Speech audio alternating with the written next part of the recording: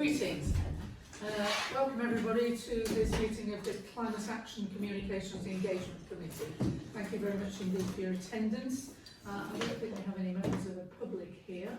Have we? No? So we move on to procedural matters and to see whether any committee member wishes to record the meeting. It's being recorded obviously as per. No? Okay. So, apologies and reasons for absence. We have circulated apologies earlier this evening for members Kim Ryan and member Rachel Hartley. We had a late apology directly to the chair from Councillor Lyles, which unfortunately we came in too late to circulate. So I can't give you reasons for that at the moment. So we ask you to note the apologies and do you accept the apologies? Yes, thank you. Okay, items on the agenda to be discussed in private session. Are there any that anybody thinks should be?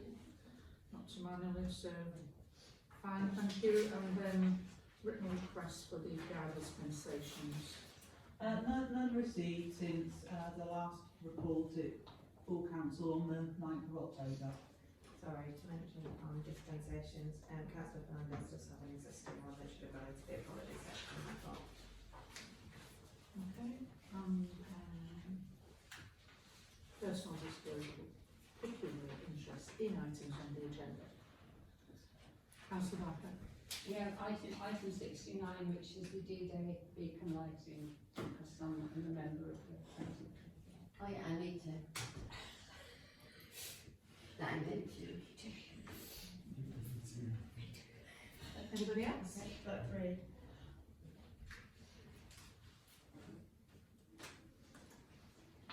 And that's item 69, was it? 69, did you say? Yes. Thank you. So are you proposing not to take part in it and not to vote on it? I'll go with whatever the committee decides. Can we deal with that when we get to the item? You're better dealing with it now.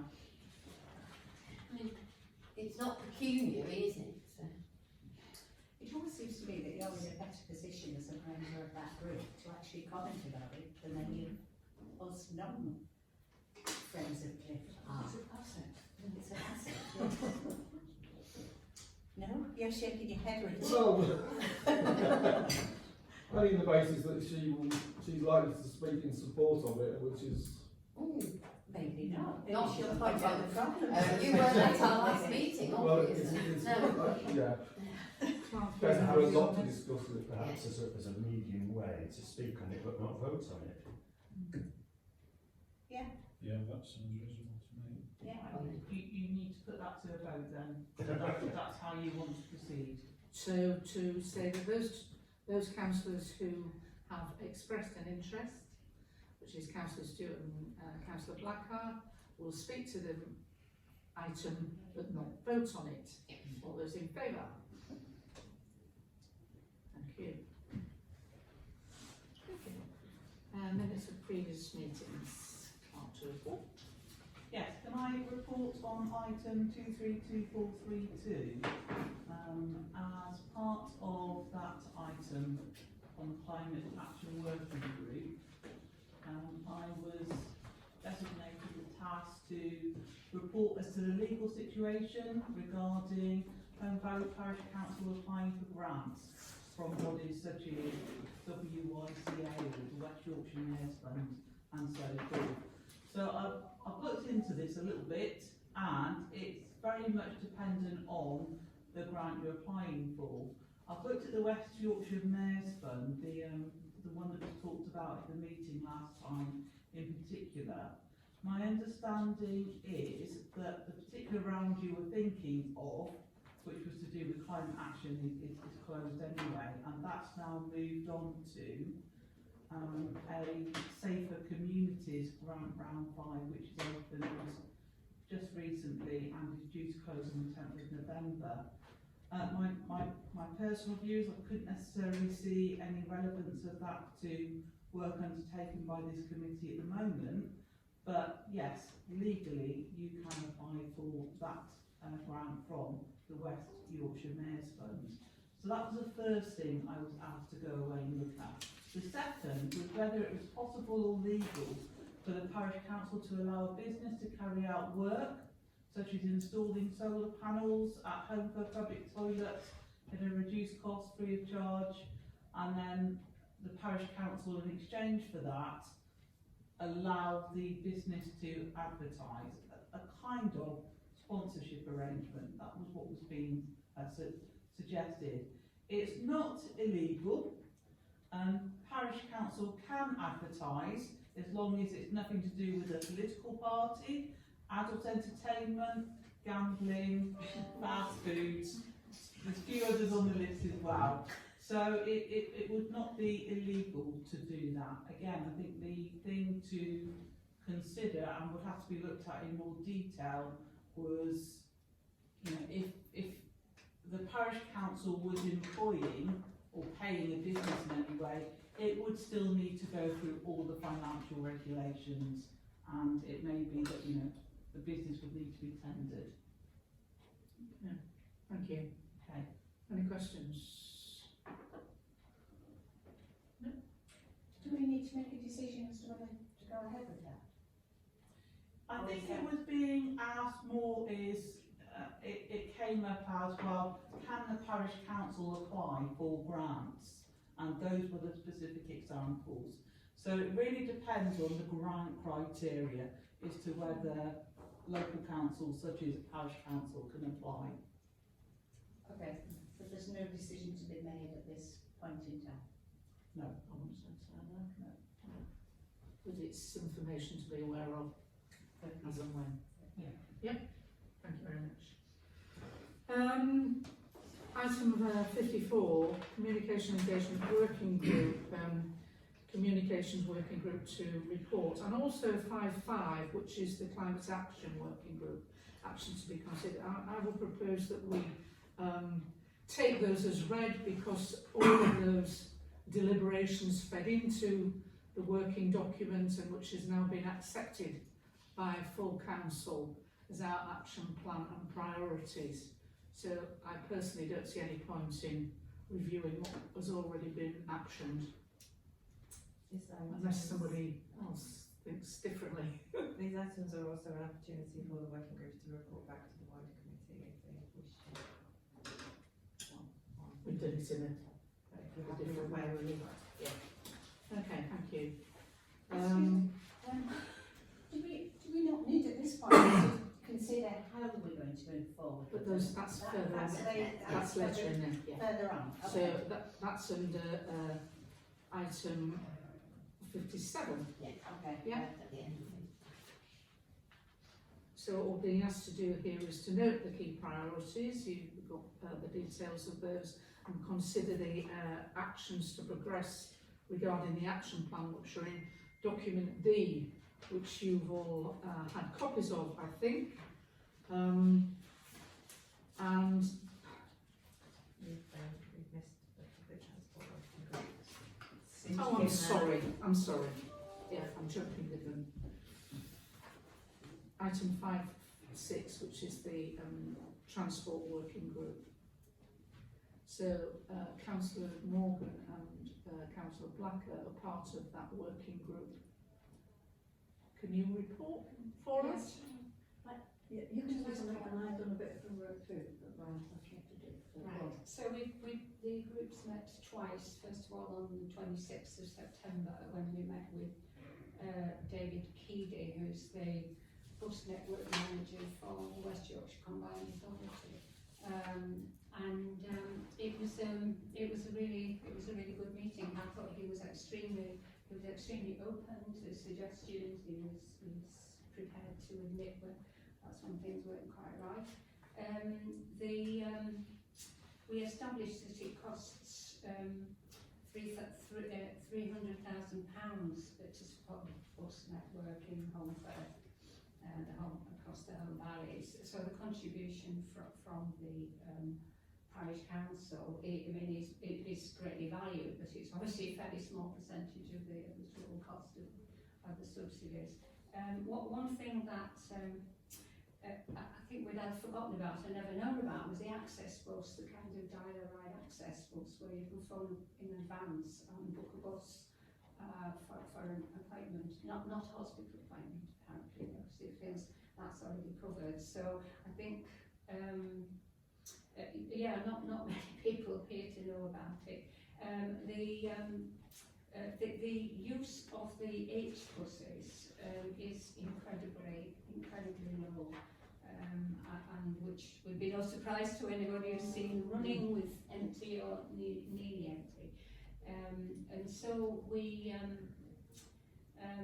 with the group felt, so the average daily passengers, I just a quick look, was from 22.7 to 40 up to 44.8 that people per day. It's pretty small, and therefore the group thought the important thing is to try and increase the usage of those buses and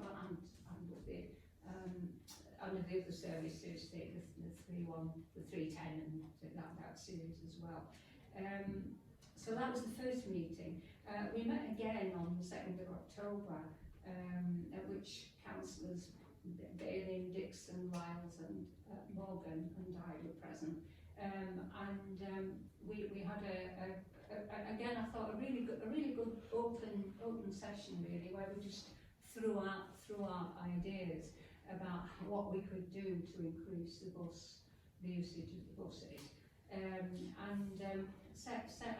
set a name, which is quite challenging really, which is to increase the local bus use by 100% by December 2024. And there are lots and lots of ideas about how that should be done, and it's all been written up. Councillor Bailey brought it up, and I can't see why that paper should not be shared with the members of this committee. Well, that's all right. Just you want to? But mine's a bit more prescriptive really, because I was asked to look at examples of free bus travel, because that's one of the things that we talked about. And there are a lot of examples of free bus travel, but one of the things that happens, one of the conclusions that people have drawn is that if you're in a combined authority, the idea of re-regulating buses, which is what's happening, isn't it, with Tracy Grading and whatnot, it makes it more likely that you could offer more free transport.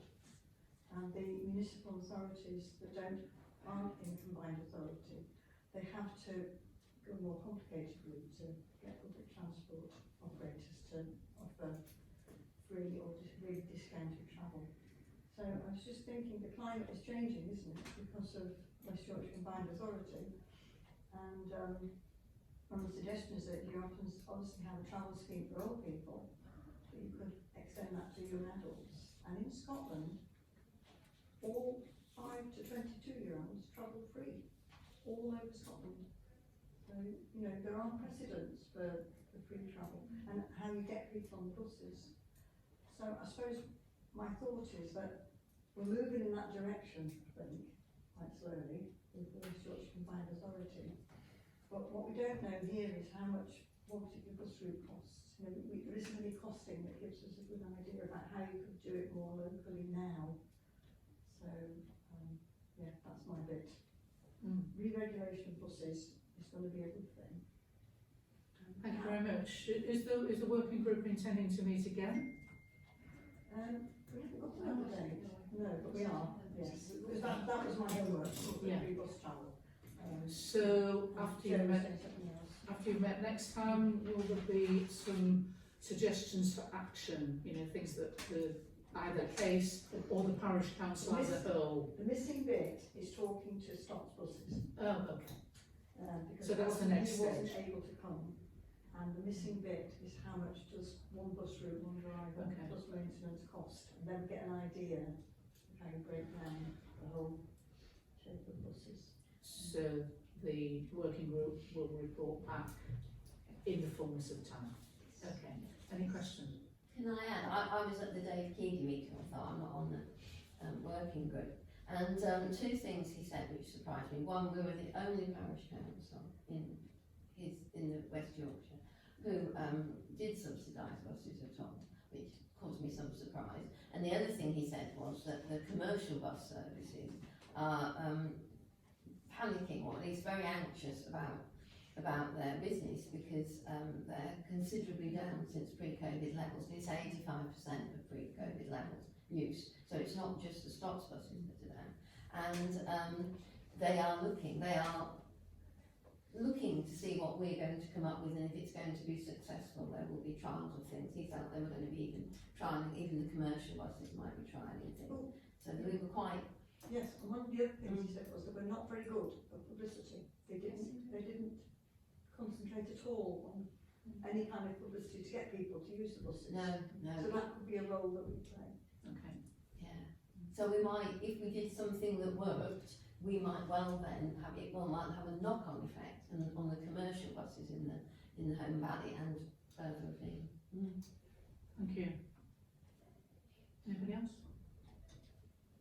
Thank you very much indeed for that. Yeah, very helpful. So now we are on to the Climate Action Communications Engagement Committee priorities and key actions. You've had a copy of the key priorities and also the action plan, those that went to full council last week, was it the 9th? So, was it the 9th? Yeah, It seems. My apologies for not being able to be there. But if I could draw your attention to document D then, so that we can have a look at the the things that actually need actioning, for want of a better description.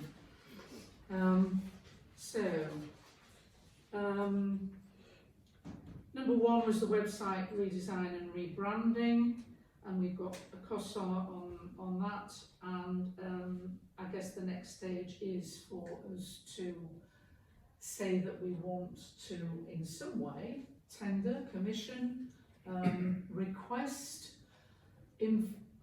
expressions of interest in people who might do that work. So does the clerking team have any guidance on which route we take for that?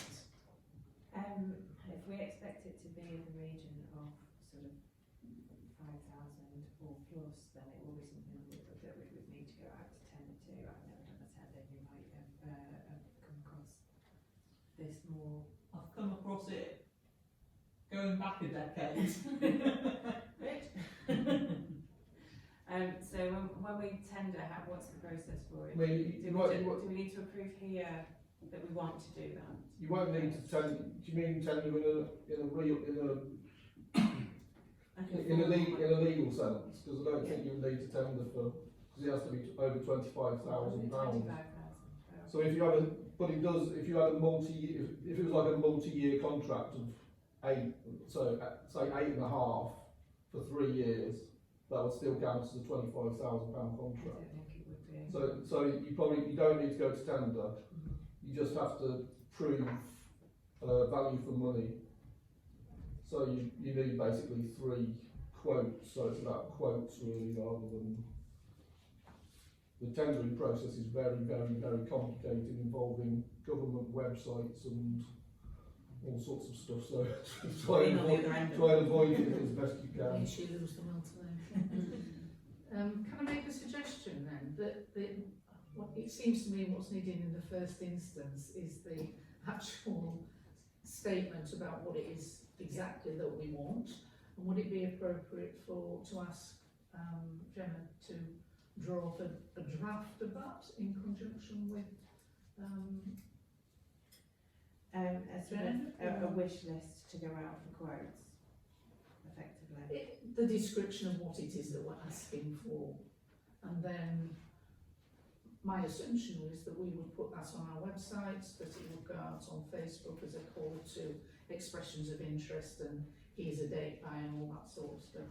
Yeah, we would probably also need to approach a number of organisations to get that, because you might not be looking. By organisations, you mean companies who might tender? Yeah. Okay.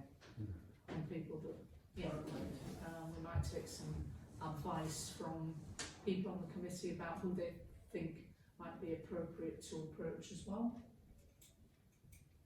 Would that be appropriate? Not sure about that. I think you have to be a little bit careful about declaring interest if you're going to go down that route. Yeah. And I'm just very mindful that your next meeting isn't until March. So in a way, it seems to me that really this is something that you're delegating to the clerk team, to myself in Gemma in this case, in liaison with Rich, who can give us plans over it, to draw up a specification, and then find suitable people to ask for quotations from. So just to be clear, you're saying that you would go to known companies, organisations, people that we worked with before, or is this an open call? You could do either or of those in my view. I think you could do both. You know, Sorry, what was that? I think you could do both. My view, of what it's worth, would be that it ought to go to public. This is out there as an opportunity. Please express your interest too. Trish and then Jenny and then. Have we approached Vision ITC, the specialist provider? Because I thought there was an issue over the fact that because we were parish council, that we had to have, there may be a possibility that we had to have a specialist provider. We couldn't just ask anybody because there will be rules. This is about design though, isn't it? There will be rules. Right. You're definitely right. However, there's more than one game in town. There are other parish councils that are using different Right. sort of web developers and things out there. Because when we met as the community engagement working party, there were definite ideas and good ideas put forward by Julia as to what it should be, and it just seems just to hand it over now to you. But I can sort of see the problem, but because there were so many good ideas, will they be passed on to you about what we want the website to be and how we think it could be significantly improved? That's slightly different, I think, from saying we're putting together a specification. That's about advising and choosing after we've done the specification and we've got people expressing interest, is it not? Or maybe I'm misunderstanding here. Julia, yeah. I'm not sure it is, because the website is a repository for information, and the first thing you need to do is work out the strategy of what content goes on the website, and that in itself dictates how many pages you've got and how many levels are on the website. But is that not a second order question? No, that you think that needs to be in I think that's a the first specification. I think that's a spec. So that is, you would say, you would look at your existing website and you'd say, right, I think we probably need these 5 items as top navigation. You know, whether that's parish council meetings, parish council initiatives, you know, whatever. So there's a structure that you would want to have a very clear view on, that you might even brief out to the people, and I would tend to brief, and I didn't meant to ask you this, Gemma. Yes, the incumbent, the Home Valley Parish Council specialist. If it was me, I would definitely be briefing them and saying, you know, you're our existing supplier. What are you going to bring to the? What do you suggest? Even if you don't use them, because they're a yardstick and a safe pair of hands. And then, by adhering to some of what you've already got, taking out what you don't want, an editing job at Gemma, a bit like the one we were talking about doing with the climate. So you think all of that needs to be in the specification that you're putting out with once expressions of interest to do X, Y and Z? Yeah, I mean, if that you're not, level of detail. yeah, because if not, what is it that you are asking them to do? If not that, what are you asking them to do? Redesign and rebrand. Yeah, but that's colours. That's Too kind big. of, that's kind of colours and pictures, and you know where will the, no, it has to be structured.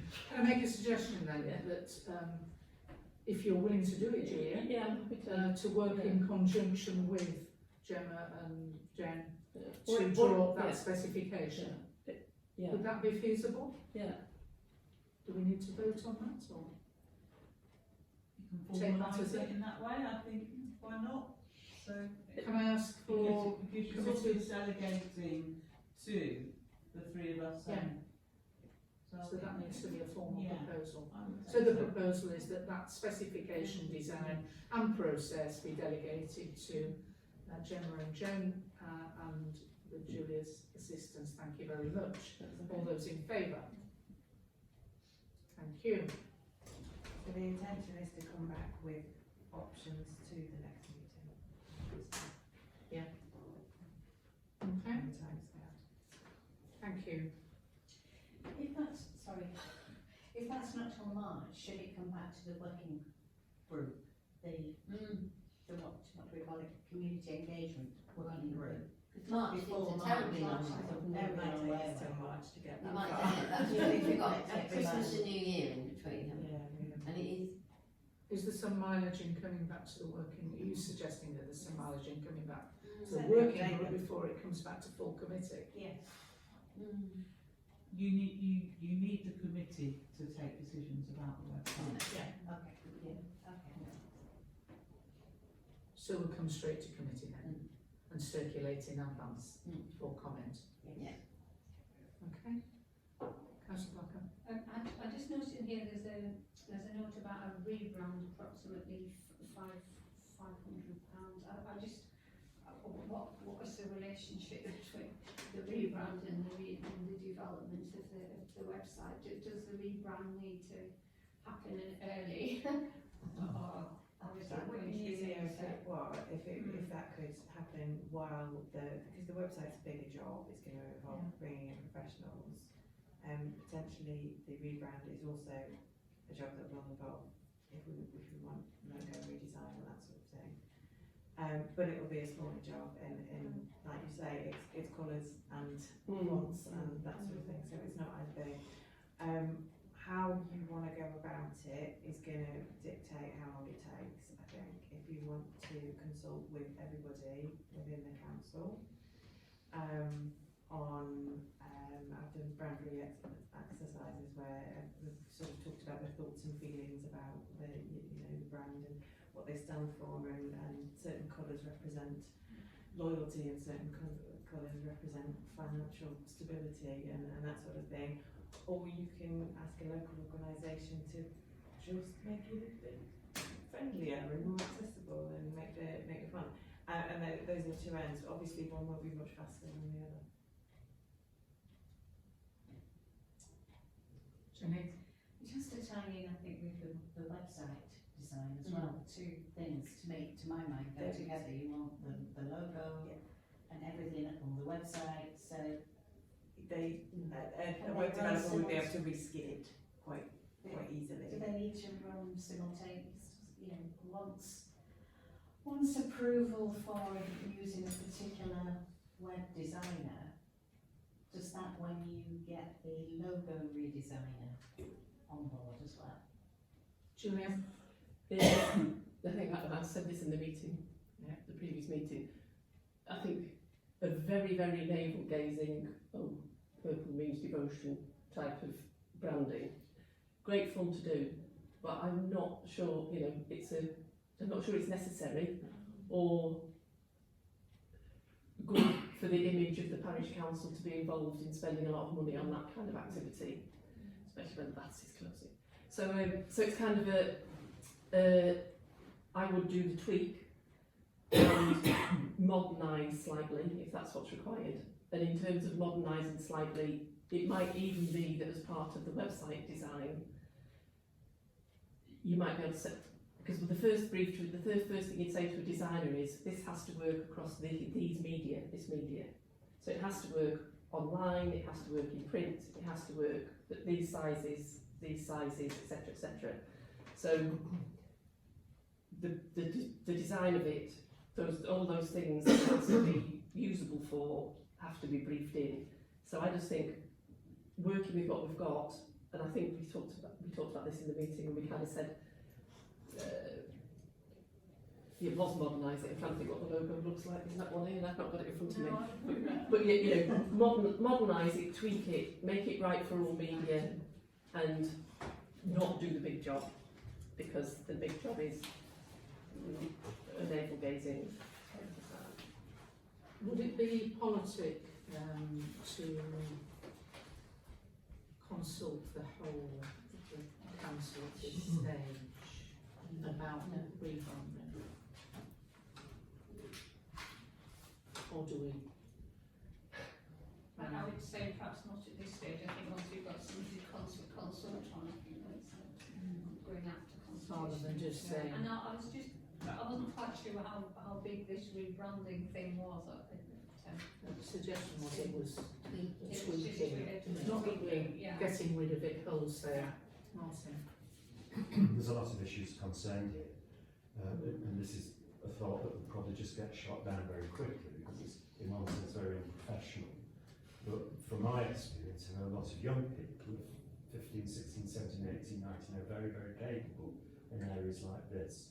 And I would propose that we do at least give some consideration to it when we're asking for quotations, etc., that we also try to get the input of young people who might either A, be quite capable of doing these things, their brains are sharper than mine on matters IT, and secondly, by actually putting it out there, it's a way of bringing young people in.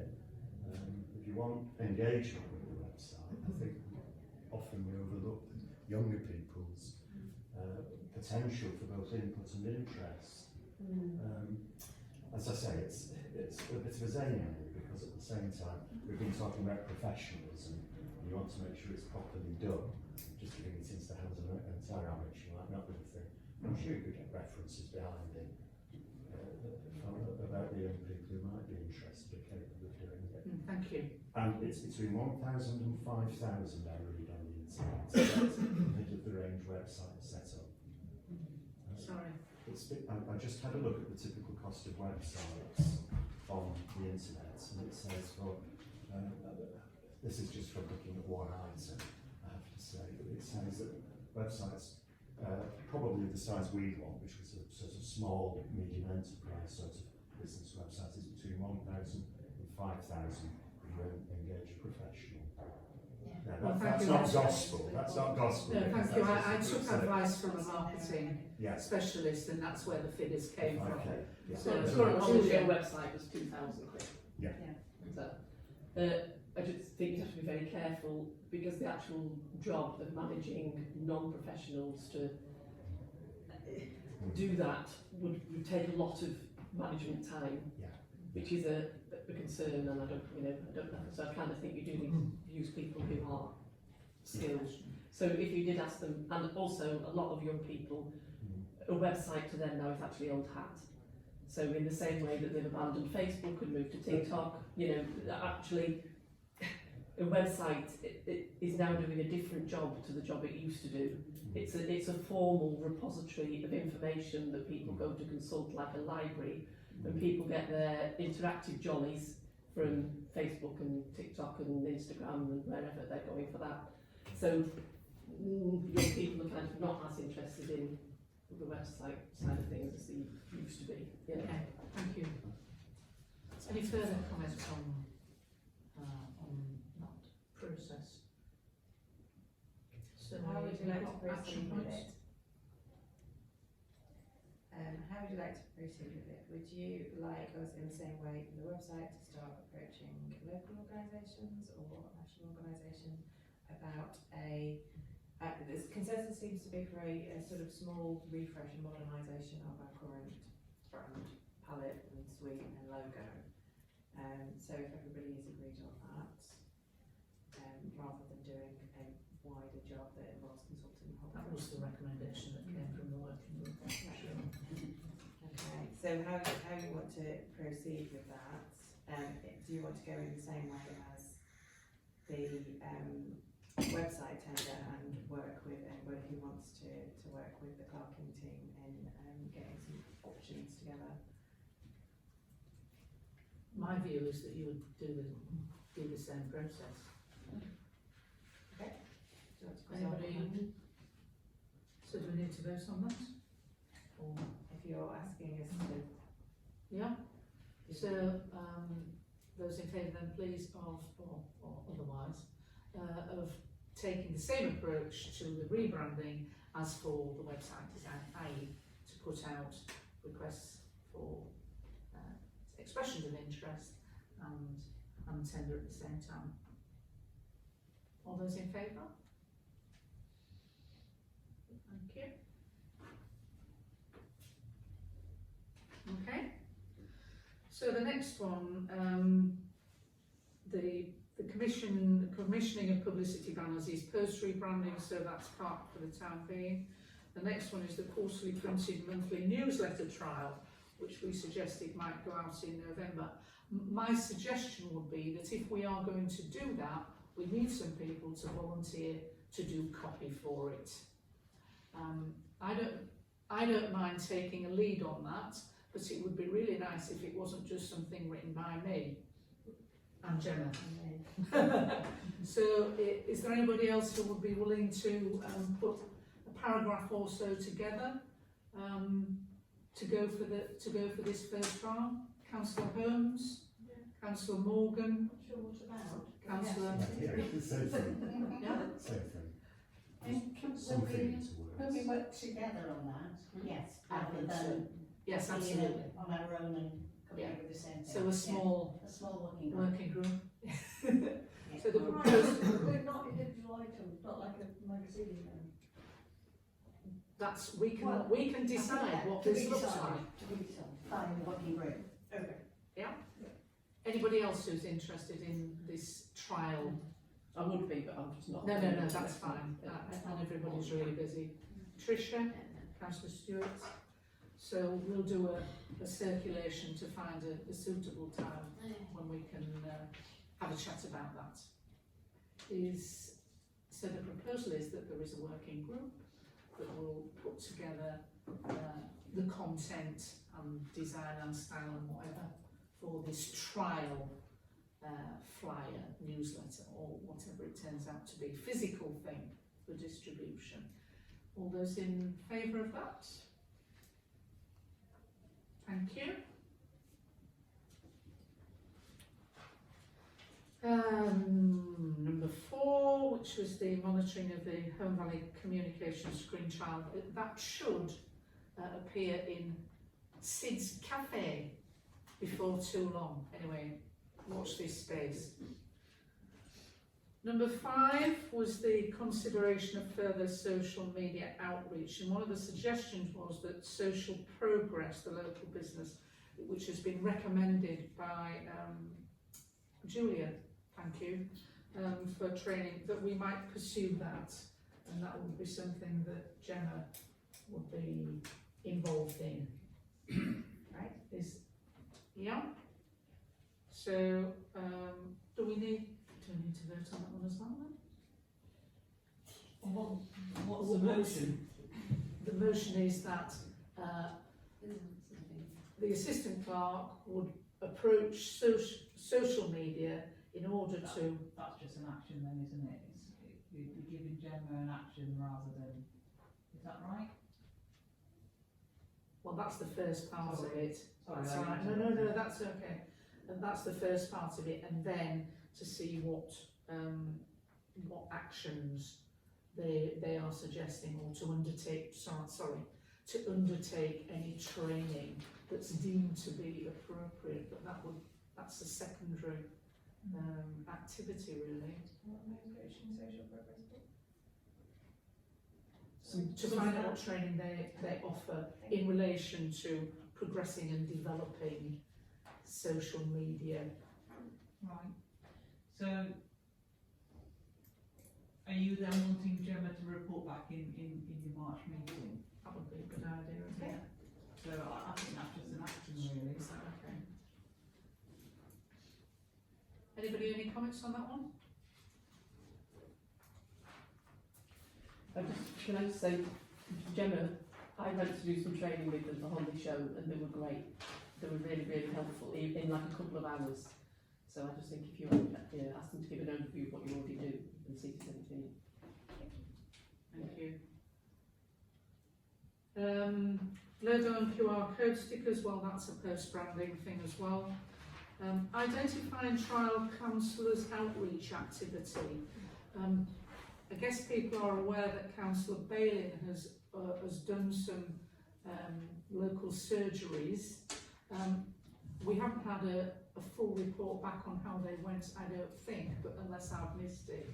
But really the suggestion was to try and identify the sorts of activities that we as councillors might undertake with our communities, and to share those ideas with each other. So I guess that's an action point that we take away as individual councillors and come back and tell people what we think we might do, have done as it happens, and it's a sort of rolling programme. Does that make sense? Yeah? Okay. Number 8, which is establish monitoring of engagement strategies. Don't know whether you want to say anything about that, Gemma, because you've done... Monitoring of engagement strategies. It's the sort of, how do we know that the things that we've decided to do actually have any impact? One of the things I wondered about was whether to undertake a survey of some description at some point, you know, going out to via Facebook, you know, standing on the bridge one afternoon and talking to people. There's a number of ways in which you might do it, but whether that's worth the time and effort, or whether you think we have enough information already. I mean, social media is very good for providing analytics. It's the other stuff, isn't it? I don't really need it for that. I have got some stuff about the print media one, which I was going to mention later, but we've kind of done a bit of a straw poll about on social media about the kind of readership of Taito magazine. I would say that one, engagement on that was quite low, and two, if you're asking social media people if they read print media, I'd question the value of that, because they're different people. There's not a massive amount of crossover. It's difficult to say with print media how we monitor that. I've got information on distribution figures, obviously, but whether that sort of goes straight in the bin, I don't know. I think possibly outside of social media, and we can probably get website analytics if we ask Vision ICT to interrogate it a little bit more. We don't get them at the moment, but I think we can probably request them. So it's anything that goes up on a notice board or goes through somebody's door, that we just don't have the information currently, and I don't know what the best way to get that is. So perhaps we could research that a little bit, and to understand what the engagement is like on those. Personally, I think it's worth thinking about doing something like a survey, or on-street survey, or calling a what do you call them, focus group, and say anybody wants to come and talk to us about our engagement with. But maybe that's something to put into the pot as a possible way of finding out. It's one of those catch-22 things that I think that you don't know what you've got until you know what you've got, type of thing. And the amount of time and effort it might take is the big one.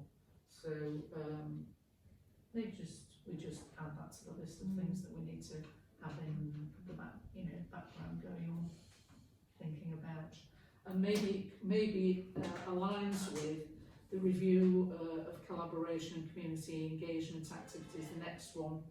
And maybe that's something that we put back to the working group, the communications working group, and say, okay, let's have some really concrete ideas here about how we find out about our engagement and its effectiveness.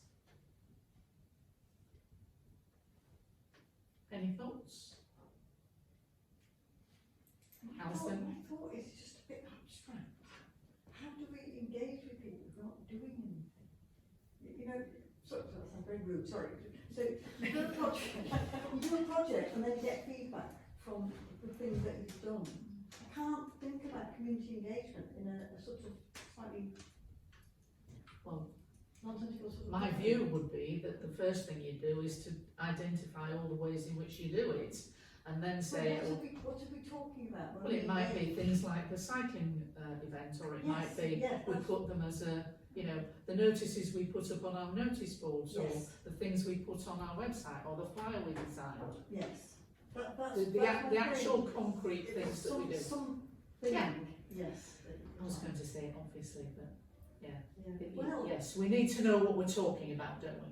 yeah, because when we went to Homley Library last week to look at plans for their extension and whatnot, background plans, one of the things that somebody said was, there's nothing on this building that says Home Valley Parish Council. And, you know, I think that's an engagement thing, isn't Yeah, it? sure. You have a label on the building that says, we are this. Which is why we've included things like logo and QR codes and No, but I mean, that's an example of what I think of something where you ask people, what do you think of this? Because this is our building. so my proposal, or whatever we call it, motion,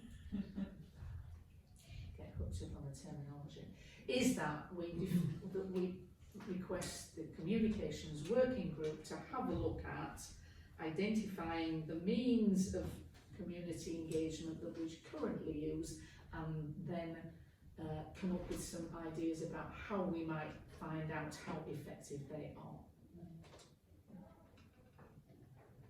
All those in favour? Thank you. Number 10 then, establish a publicly accessible parish council activities calendar. Is that's sort of something that's ongoing? Because I know you're putting, Gemma, you've got a calendar. It's a working thing that I use. My calendar is it's just planning external comms, so we have a kind of reasonably steady stream over time. A publicly accessible activities calendar we don't really have. We have the meetings calendar, which is on the website. But there's no kind of events section in our website, So is that something that we would it include would in be our definitely website? on my wish list. Yes. So that would fit into the website redesign. Yes, Okay. I would say so. Okay. The next one, number 11, establish regular communication and discussion with Kirklees ward councillors beyond planning, and perhaps the suggestion was that we have a monthly touch base. I don't know if anybody wants to speak to that.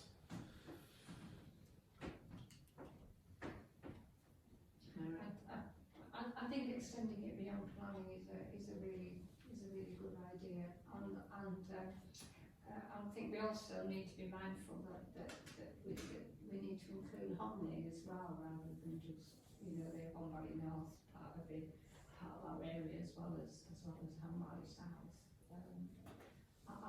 I think possibly monthly might be Quarterly maybe? be too frequent. Yes, I thought quarterly would be better. But certainly because the nature of the thing with it, like if we keep discussing the same issues over and over again, and I'm sure there are other issues which it would be really useful to establish a good dialogue with all of the Kirklees councils to represent the areas that we as part of the parish council. Thank you. Anyone else? How would we go about that, Jen? Any advice? Well, you wanted it to go beyond planning. This to me seems a full council issue, isn't it? In terms of quarterly meetings with the Kirklees ward councillors.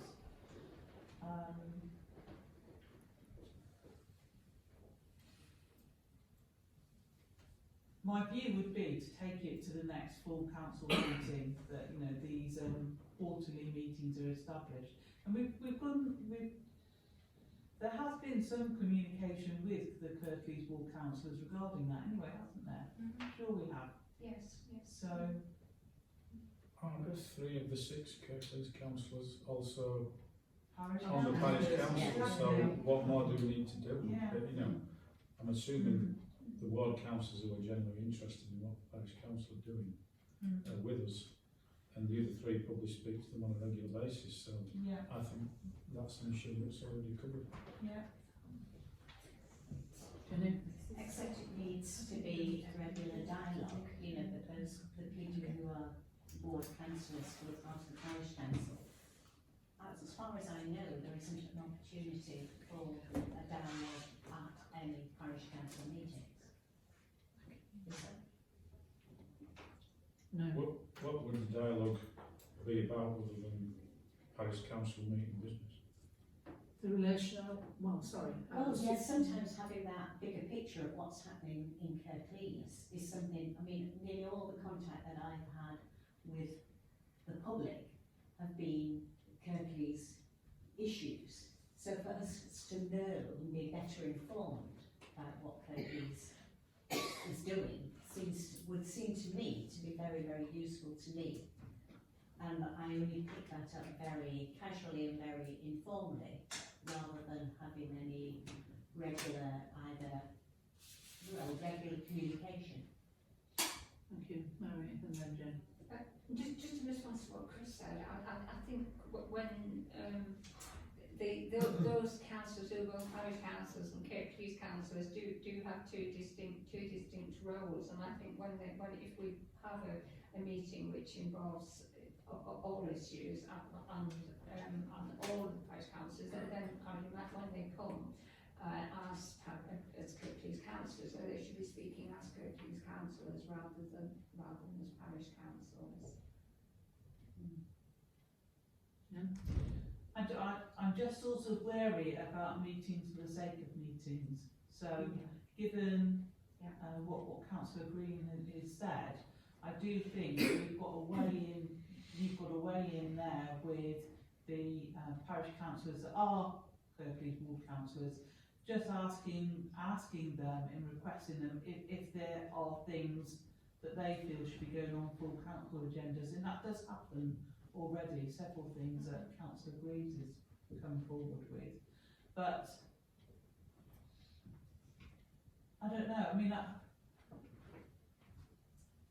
I think you've got to be maybe a little bit wary. I don't know if this is what you were sort of implying, Councillor Green, a little bit wary about setting up meetings that don't have a clear focus.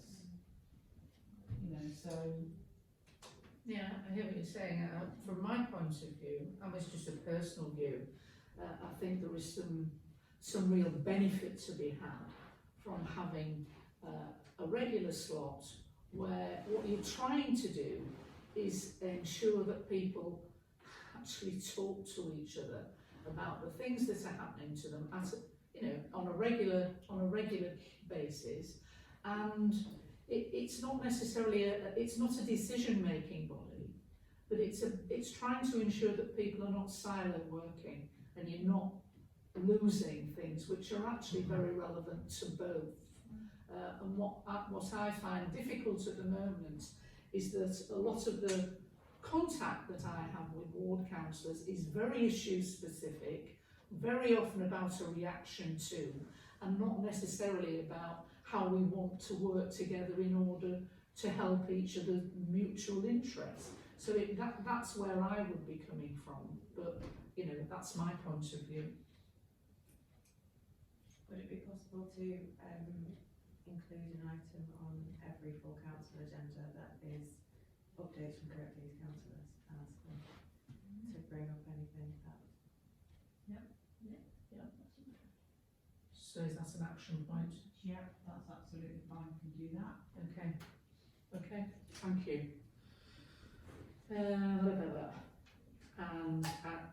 the next one, build relationships with Kirklees officers, I guess is also part of that discussion, but it's is also separate.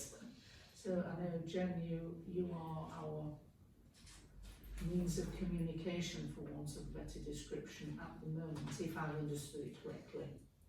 I think that the build relationships with Kirklees officers, the issue you've got is a time issue of their availability.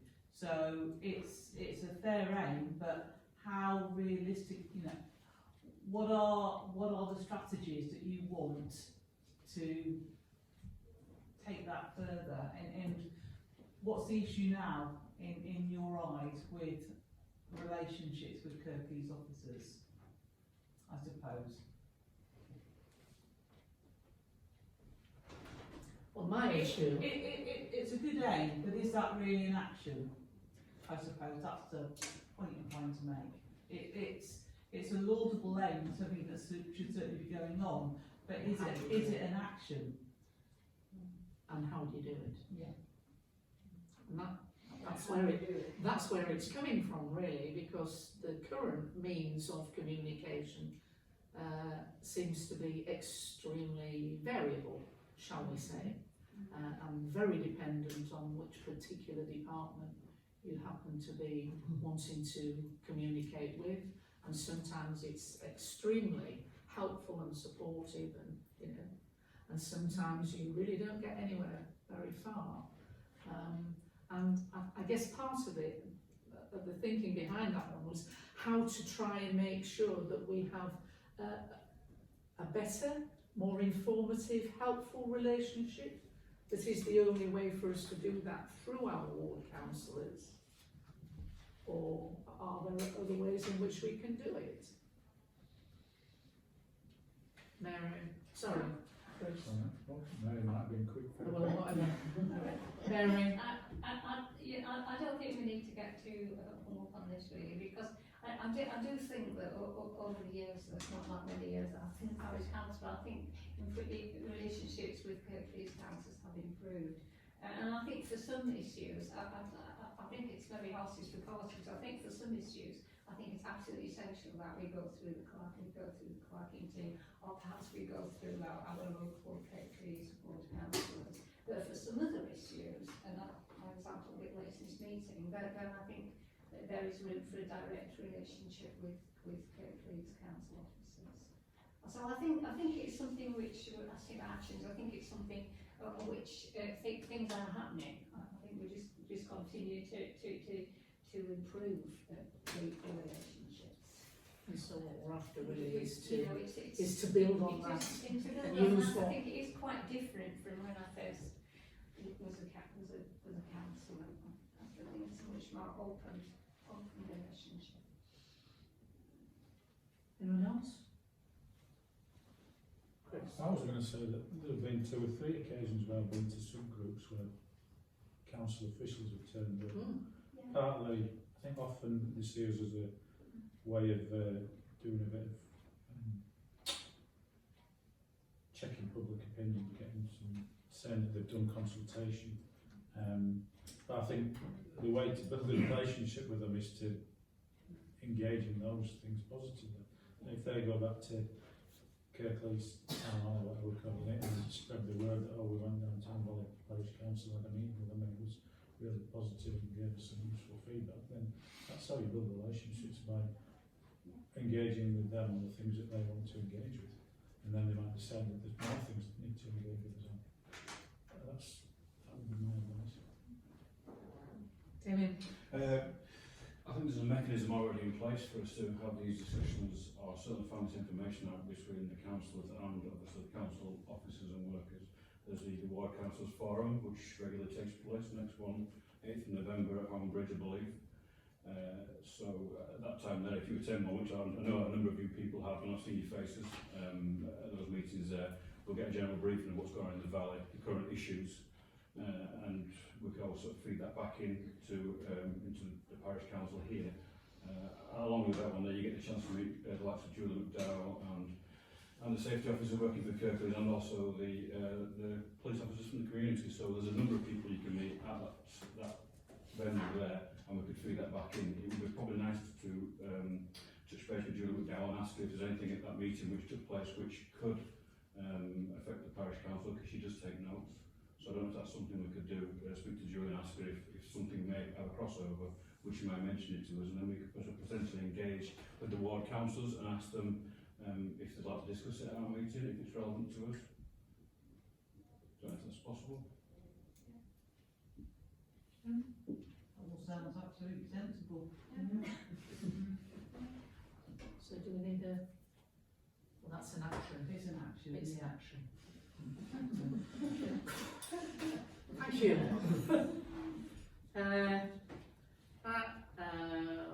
Number 13 was investigate possible relocation of parish council offices to a central, visible and accessible premises. Question, are the old tourist information offices possible? The answer to that one, as we know, is no, because it's up for sale. But I don't think that stops us having a look around and seeing whether... Jenny?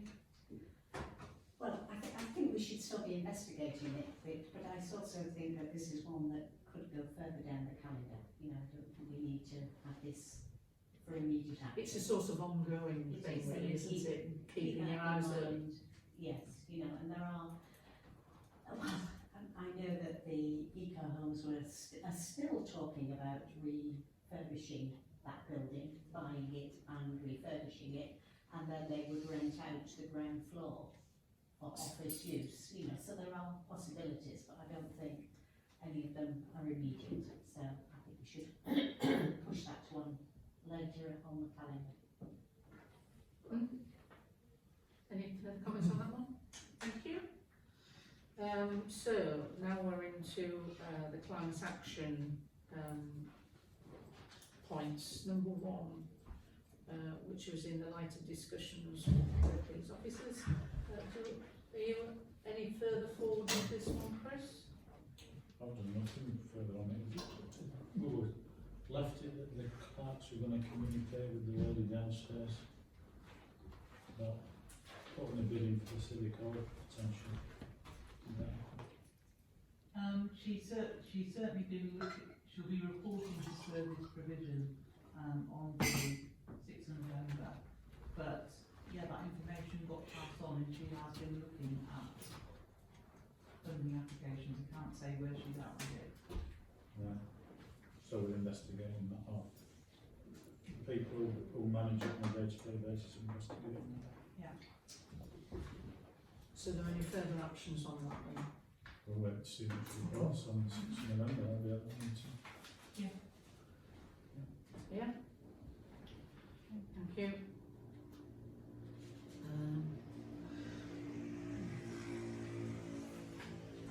Number 2, submit freedom of information request to Kirklees RE carbon emissions date. There was one or two people that asked questions about that. That advice came from Rob Green, that was the way to find out. It's nothing sinister about it. It's just an easy way to get the information about carbon emissions. So that's an action point, I guess, for us to draft the freedom of information request.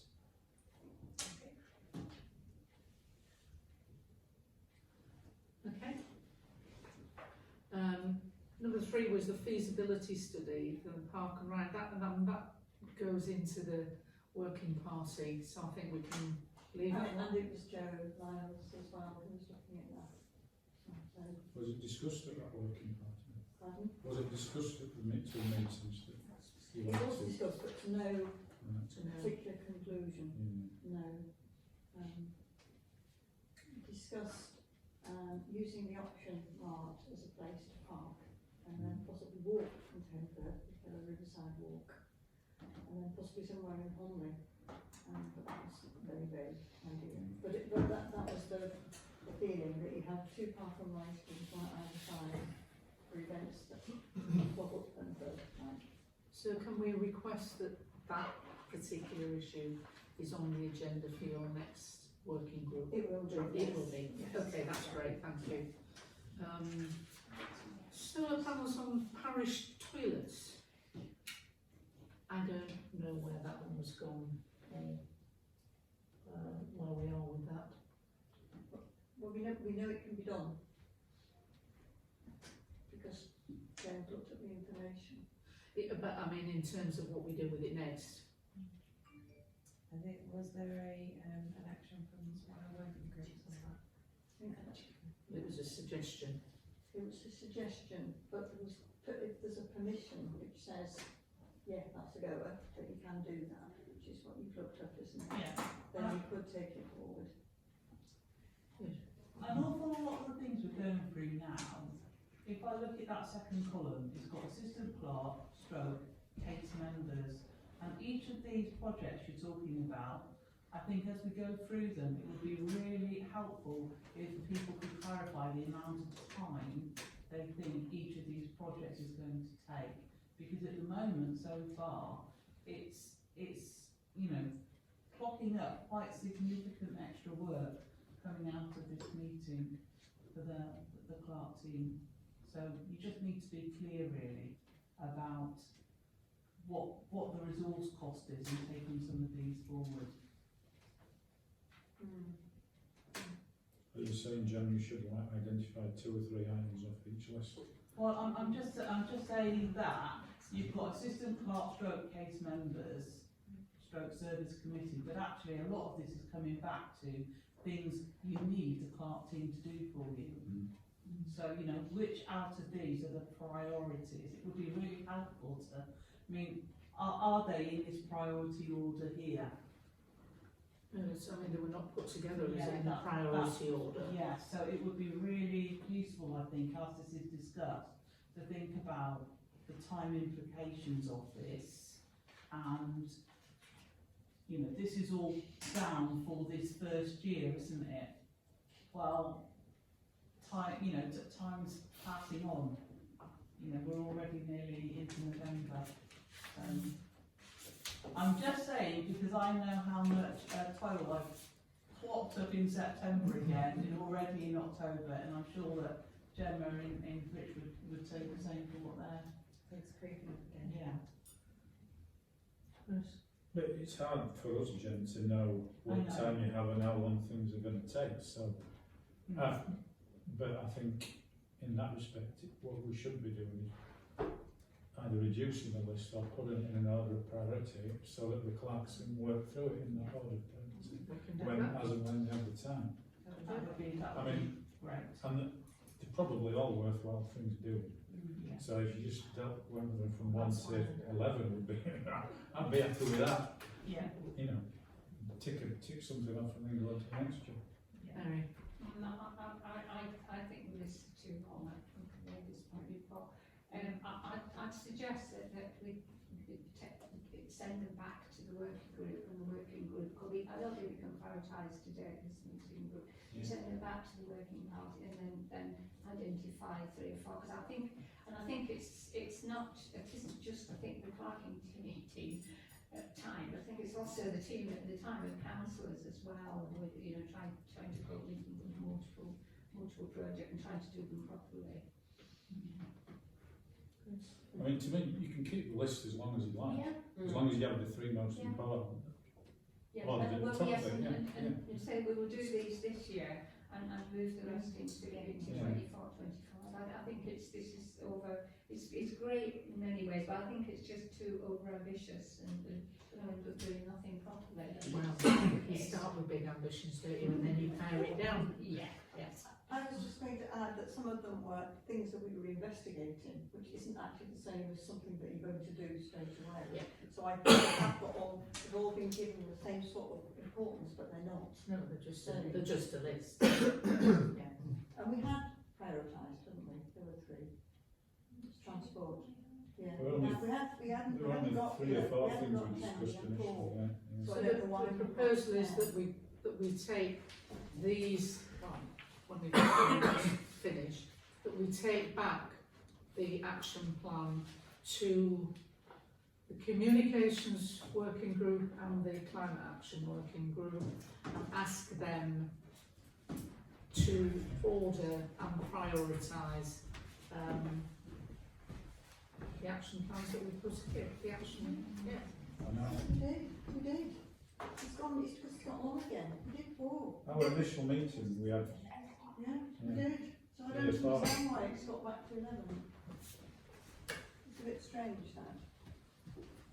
We definitely did, didn't we? Yeah, I wrote it. Well, presumably because people said they wanted to include them. No, I don't know. I mean, it's not me that's that. I think that I've got them from the, you know, the working groups. Anyway, that's what we've decided to do. Didn't need to talk about that. Any further comments? Do we need to? Yes, we do. So the motion, I'll get it right in a minute, won't I? Maybe.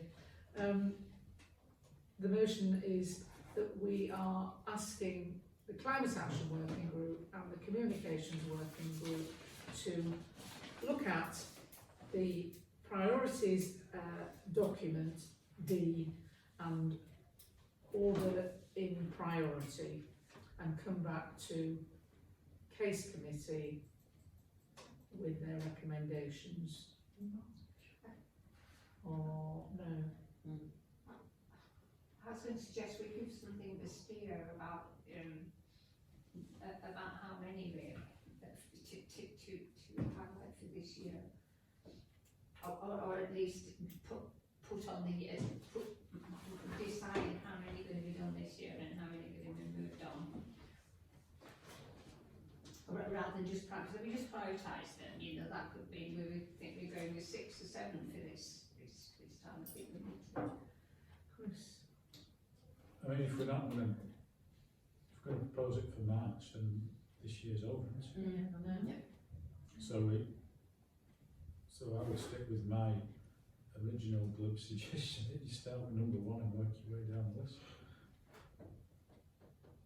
Assuming that we think all 11 things are valuable things, that we would do all 11 if we had the time and the resources.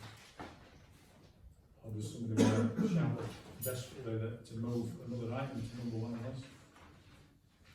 Jenny? Well, I was going to say, I mean, we've spent such a long time going through all the community engagement ones, but is it possible now for the Climate Action Working Group to select 2 that we really focus on and get underway with now? You know, we definitely, you know, have some action points on 2 of them. Who wants to shout up for a... Can I say what the 4 were? Okay. Right, so one was that planning and applications should be considered in the light of sustainability. One was looking at public transport, which we're doing with the other group. One was looking at possible sites for allotments, and then that was my blooming glyphosate letter. That was it. That was all we did. No, we also talked about the buildings that we own, being, Yes. which would move Yes. the toilet building up as potentially an easy hit and that's so that's 5. That was the funding bit. Yeah. That was the funding. Okay. So how do you wish to proceed? Well, some of those we're already doing. Okay. I mean, when we're talking about the transport thing, how much time is that taking up with the clerks' times? It's the working group that are sort of scoping out the ways forward at the moment, so that's taking up very little time. And the life cycle, how much time that took? Well, it's kind of done, isn't it? If you agree it, then it's done in the next week. Allotment is scoping, is it? Yeah, we were talking to the what? That's The a land big trust job. about that. Pardon? That's a big job. That's a big job. What fine for you? For finding land? I thought that was a general. Depends whether you want us to do it or not, I guess. It's not finding land so much as kind of scoping the pathways that could make it happen. Right, okay. And I think that might take a bit of time. And being in touch with the, is it the National Allotment Trust? Yeah. Or whatever it's called. Finding out the kind of legal routes into making it happen, liaising potentially with the land charity as part of that process. But Reece? Probably. Can I suggest however you go abstract one there, that we look towards some of the more financially demanding of our projects, which don't take too much of the time of the clerks. I say that because I'm looking at Rich now, and we've got earmarked reserves for the Climate Action Committee, which they'll be reviewed next financial year. If we meet again in March and we haven't decided how to spend the money, we might have some issues with the Finance and Management Committee, which I sit on. Not that it's going to be me causing any problems, saying why have you still got these reserves again? So can we look at getting some of this cash spent on the Easy Kill project? Like I hope Easy Kill doesn't affect everybody, like the toilets or some kind of actual doing something, and allocating this money to a project before we go around again and it's then absorbed into the rest of the council budget. So is it possible we can look at the financial case? That's my personal suggestion. Janine? I agree with David about that, and I think we should do some spending, and I think further down on the agenda are all the ones that have come from the Finance Committee as to how we could spend some of that money. So that's, I agree that maybe using it for the toilet block, solar panels on the toilet block is one that could be moved forward with spending some money on that, and then there's money to spend further down on the agenda upon sort of grants that have already been approved by finance. Yeah. But it's suggested that we use money from this committee to actually spend some of that money. It's a way of spending some money so it's not lost. Is that right? It's not that it's lost. I mean, one of the issues with this committee in the last few years has been they've had a lot of money, but they've found it very difficult to spend money. And I think the finance committee are looking more critically at that process. And I think that's why they've referred stuff to you, which has like an energy element to it in terms of the community asset side of things. I think Damien's right in terms of using the earmark reserves. You don't need to actually spend the money. I think what the parish council needs to know is what it's kind of ring fenced for. Because at the moment you've just got this block of money. Every year you've got this block of money with no purpose to it.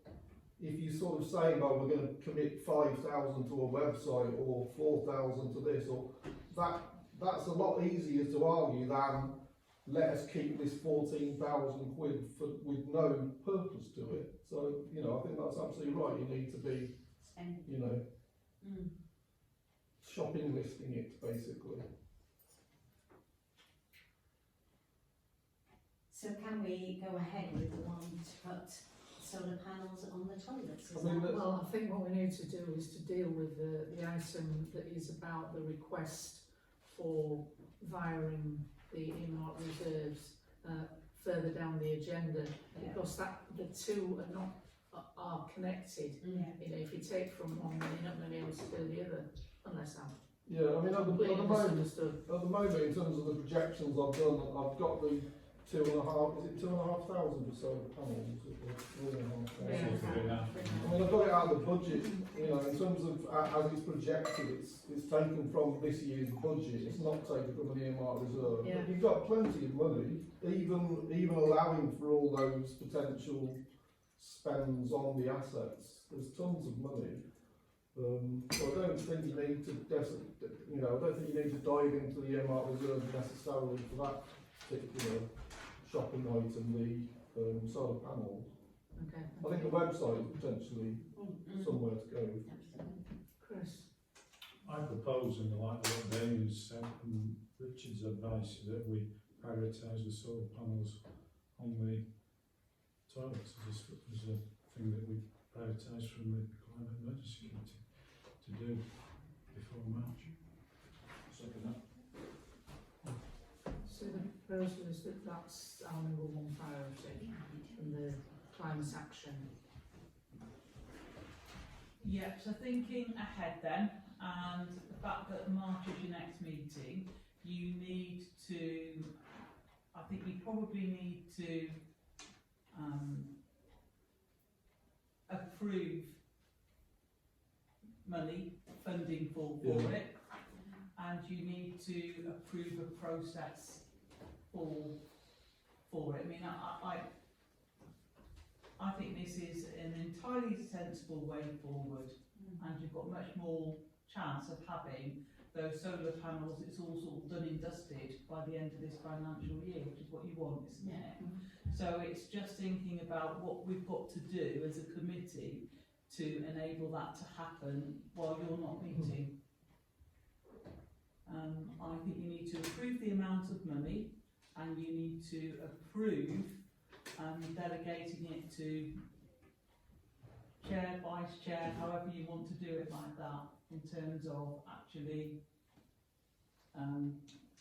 because we'll obviously have to get quotations, so you'll want to have a number of people, I think, looking at approving, moving forward with the project. Does that make sense? Makes sense to me. Does that sound right, Rich? Yeah, so you'd be approving an amount of expenditure basically. Yeah. 2,500 is what I projected, but you might consider more. It says 3.5. Yeah. Oh, sorry, 3.5 is what I projected, but you might consider more. Is that your ballpark estimate? Rich? No, Is that where that it came basically came from the priorities. I think somebody, possibly one of the members that's not here, had sort of solid idea of how, what was it you, Fran, possibly? I think About just how much they cost. So in it, I don't hire Yes. the same buffer. For safe bet, looking for 4.5, so we're under the 5,000 then. As soon as that balance, if we don't spend it, then it comes back, doesn't it, anyway? So potentially £4,500 to give us that bit of wiggle room. Yeah, and also you don't need to take it to full council that way, because it's part of your budget. so. Are you proposing I that? propose that we obviously authorise £4,500 to go towards the solar panels to be installed on the Mumford tiles. Second. And I'm happy to be delegated to do whatever Jen and Rich tell me I need to do to see that. can I just ask, Rich, does that, upping it from 3.5 to 4.5, does that present us with any issues? Not really, as I've said, you've got a lot of money. I mean, but a lot of the problems are to do with, because you've got them in these, I mean, it was nothing to do with this committee, the fact that you've got these multiple lines. Yeah, well, we're dealing with that for next year. So it may involve violence. I mean, we're going to talk about violence. Perhaps if you do consider these applications related to the Finance and Management Committee, I put them all through energy strategy and community mobilisation, but you might consider putting some of them through business and economy, because I think that probably got 2,000 in that. I don't know whether anybody's considered how it's going to be used, so maybe wiring that money would be sensible, and leaving more in the community mobilisation, which you've got more flexibility with potentially.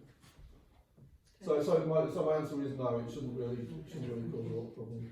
So we've agreed that we'll have 4,500 to take ahead to move forward with the solar panels. So you should probably say 4,500 from 4810 energy strategy budget line basically. And Councillor Green has said that he'll to be.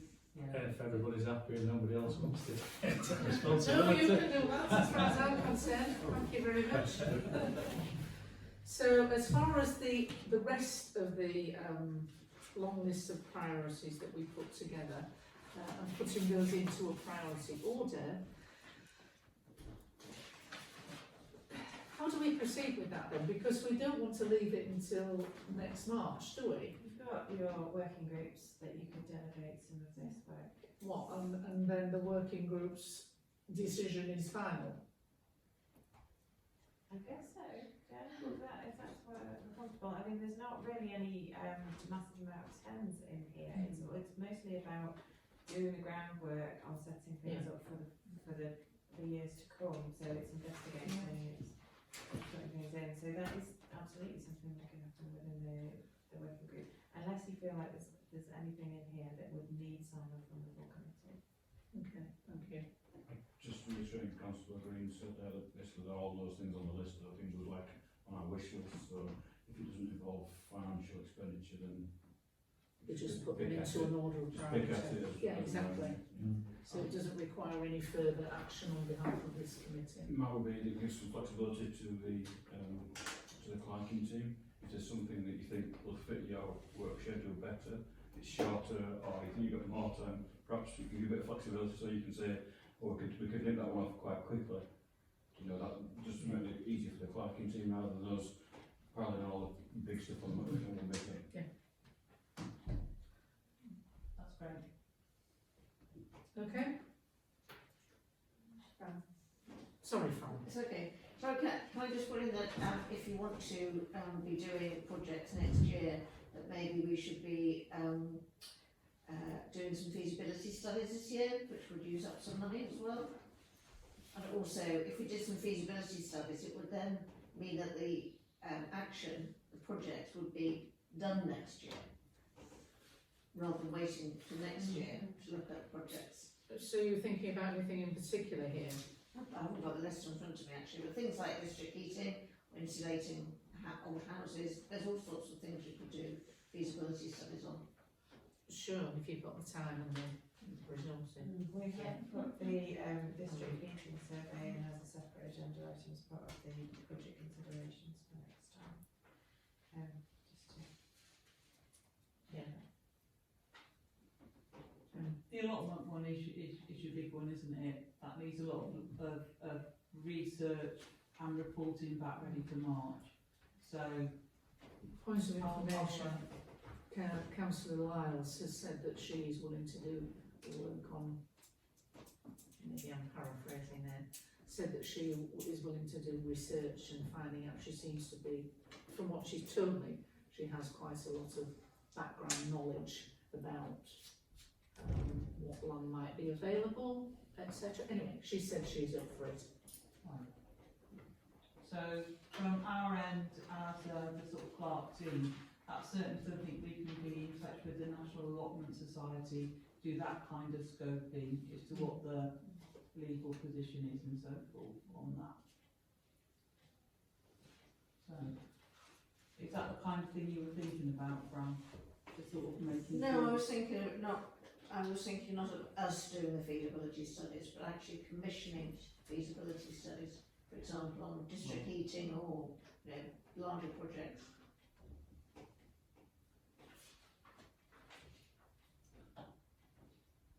Can we defer that to, it's not getting things done now, but can we defer that till the next meeting? Because we have I think lots we've of got progress to. through. It's a good point, but it's a very wide point as well. I mean, it would be nice if we could action the allotments thing, because that's one of our priorities. But again, I do think we shouldn't be so restrictive to the clerking team. We shouldn't be telling them exactly what we want them to do. If you could help us and fit that into your daily workload, that'd be much appreciated. So that's an action point to release a proposal to put feasibility studies as a, you don't need. we don't need to. It'll just be deferred. Okay. Yes, that's fine. Can I just ask a quick question on the allotment thing? Are you actually looking to buy land to put allotments on? Well, Yeah, fine then. Yes. I just wonder if there's a scheme like a lend your land scheme where you talk to people who've got land that might be willing to lend it to people who wanted to grow things on it, people with larger gardens and so it's not you're not buying anything, you're facilitating Yes. something Yeah. happening. Yeah, thank you. Yeah, it's a good point, Julie. I think with the clerking team going to the National Allotments Association, they really existed. But potentially find out legally where we stand, because I think some land you can turn into allotments, some you can't. So before we go bouncing round, I think we probably need that information before we do it. Okay. Anything else on the priorities and action plans? Yeah. Mary. Number 5, I'm concerned about number 5, which is investigate land charity asset transfer to refurbish retrofit Civic Hall. I think it's important that we keep the land charity and the parish council quite separate, and obviously as owners of a Civic Hall, it's like granting money to yourself really, and I think it's highly problematic. So you would like to take that one out? I would indeed like to take that one out. Yes. proposal is that we remove that suggestion of investigating land charity, etc. from the priorities list. Alison? My comment was something that doesn't require too much, but it's having an eye to sustainability when you're looking at planning applications or grants. That isn't an overly complicated. No, and that's something that the working group could draw. Sorry. I would say that's pretty much standard practice now within the planning. Yes, but there's two items on here which are the same, aren't they? Yeah, I think that's what it's saying. Isn't that already happening though? This engagement is on Yeah, the. it's certified in the application forms now, you have to have a climate action statement within the planning process, which is a formal process undertaken. Yes, but it says review climate audit planning commentary, so we've actually got them on here, we don't need them. And improvements to grant process. Sorry, where am I looking? 6 and 8. 6 and 8. On which page? And 9, actually. Page No, 19. page 20. Number 8 is for the grants process, not for Yeah. planning, isn't it? No, I said grants and planning. Alright. Yeah. Number 6 is planning. Number 6 is Six planning. Thank you. We don't need that. Thank you. I was just going to make a point about the grants process, because we have discussed about restarting the grants working group again, and I think one of Councillor Blacker's points on that was that we have a more joined up approach to the climate emergency in terms of prioritising which grants, you know, we give money to essentially. So that's something that I would imagine that group will be restarted, and I would imagine that will be a big part of what that does. So that will certainly be, you know, something, you know, that priority will be something that will be taken on anyway. Yeah. So that should be easy because it will already be happening. Thank you. Are you asking to remove item 6 on here as well? Then? Yes, we are. Okay. Well, I don't think you want to remove it. I mean, if you're doing it, then you take it there, you leave it in and do it. Yeah. Publicise it in the newsletter or something.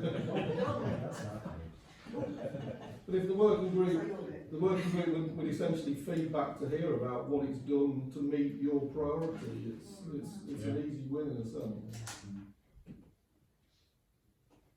Okay, are we clear? Thank you very much indeed. And thank you for your time on that. I know it's a big job and it's taken a lot of time, but that's reflecting, I think, of the amount of complexity with which this committee deals. So thanks very much for that. So we're now on to, I think, item 58, which is the report on the year-to-date and earmark reserves and all of that sort of thing. And I think it's over to you, Rich. Yeah, I mean, we've obviously discussed this in the last few minutes. The committee's, you know, very well set in a sense. Lots of the other committees have multiple budgets where they're already overspent or they're projected to be very overspent. This committee's not really got any budget lines overspent. I don't really consider the topograph to be your responsibility. It just kind of sat here because it sat here last year, but it's ended up as a minus, not through any fault of this committee or anything else. It's just that it should have been. It should, you know, we were promised it would have been finished last financial year. And it's just got very complicated by spinning it over into this year. But other than that line, which is not really your responsibility because council has funded it from general reserves in the main, all of your budget lines are under budget, and you've got a lot of opportunities, which, you know, partly we're going to discuss later about these referrals from the Finance and Management Committee. In terms of the projections, so up till September, they are all real accounts, real expenditure by both the pubs and comms section of your committee and the climate emergency section. After that, they are projections, and the trouble with projections is they often, you know, things happen to mess them up. So we got another bill out of the blue going back to April this year for £310 for some work towards the climate emergency stuff. We weren't aware of that. One of the grants that Finance and Management Committees forwarded on to you, the Finance and Management Committee might not support it now because the people given the money have said that they can't fulfil the projects under the terms of what the Finance Committee has asked. So that one might be dead. So, you know, I mean, I suppose the bottom line is you've got lots of opportunities. In terms of the projections, I projected the environments. You may notice there's a column towards the left of the projected income and expenditure report which says environments. I basically assumed that you're going to move this money, you're going to recommend to council to move this money. There's no expectation that you will do that. The Finance and Management Committee does not expect you to support the grants that they forwarded to you. They want you to look at them. They've all been paid, these grants. These organisations have already got the money. It's about where the money comes from. Traditionally, as we've already said, this committee sometimes struggles to spend its money, and I think it's quite useful for your, you know, to show that you are spending your money for priorities of the parish council, including in this case, which is about energy and green issues and so on and so forth. So, like I say, there's no expectation. However, if you do agree to fund some of these applications, it will mean there's more money freed up in the February grant cycle. The trouble finance has got is quite often all the money's gone by February. At least if there's money that's coming from this committee, that we know that there'll be money to go around in February. So that's where we are basically. So look at the future grant applications that are further down the agenda in the context of that essentially. That's pretty much it on that kind of thing.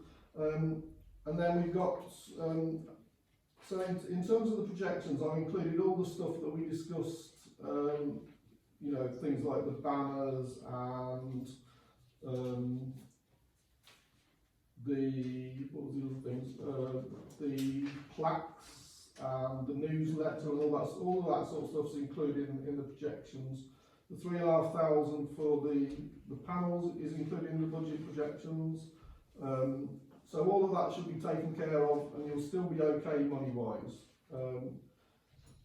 You've got this earmark reserve which at the moment you've got about 14,467 in. Some money will come off that because there was an overspend on the cycling festival which council approved would come from that particular earmark reserve, but there's money there.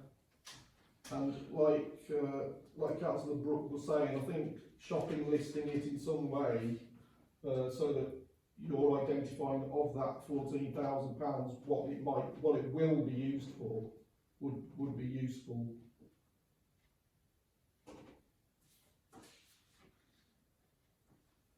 Okay, thank you very much indeed. Any questions? We've all had a chance, I think, to have a look at the grant applications that are relevant to this discussion. The 7 of those total £14,083. Can I just share which one? The one that's now questionable is the one from Fair and Funky. So it was an award for £750. So at the moment that award has not been paid. Because they've asked for a reduced project, they are going to go back to finance, present this reduced project, and finance will then decide one way or another whether they support it. I suspect they might not support it. That was the impression I got just from chat rather than decision. So is the suggestion that we exclude? Yeah, I would exclude it, yeah. Okay, so I think the proposal is that we recommend my suggestion would be that we recommend the viring of sufficient funds from our earmark reserves to cover those grant proposals which are aligned with our... I don't think it needs to come from earmark reserves. I mean, in discussion with the clerk, we said it should really come from the budget. It's calculated on the basis of it coming from the budget, not the earmark reserve. Whatever you think We've is got lots best. of money. We've got lots of money. Yes, there I know. So that's why, if you notice, in terms of the column in the variance on the case projected thing, there might you see there's a minus 7531, then beneath that a minus 6,500. That's me making assumptions about where the violence are going from, and they will basically, so the money's not spent from your budget lines, the money sort of transfers to finance. So those figures will be a plus figure in the finance budget lines, basically. You get that?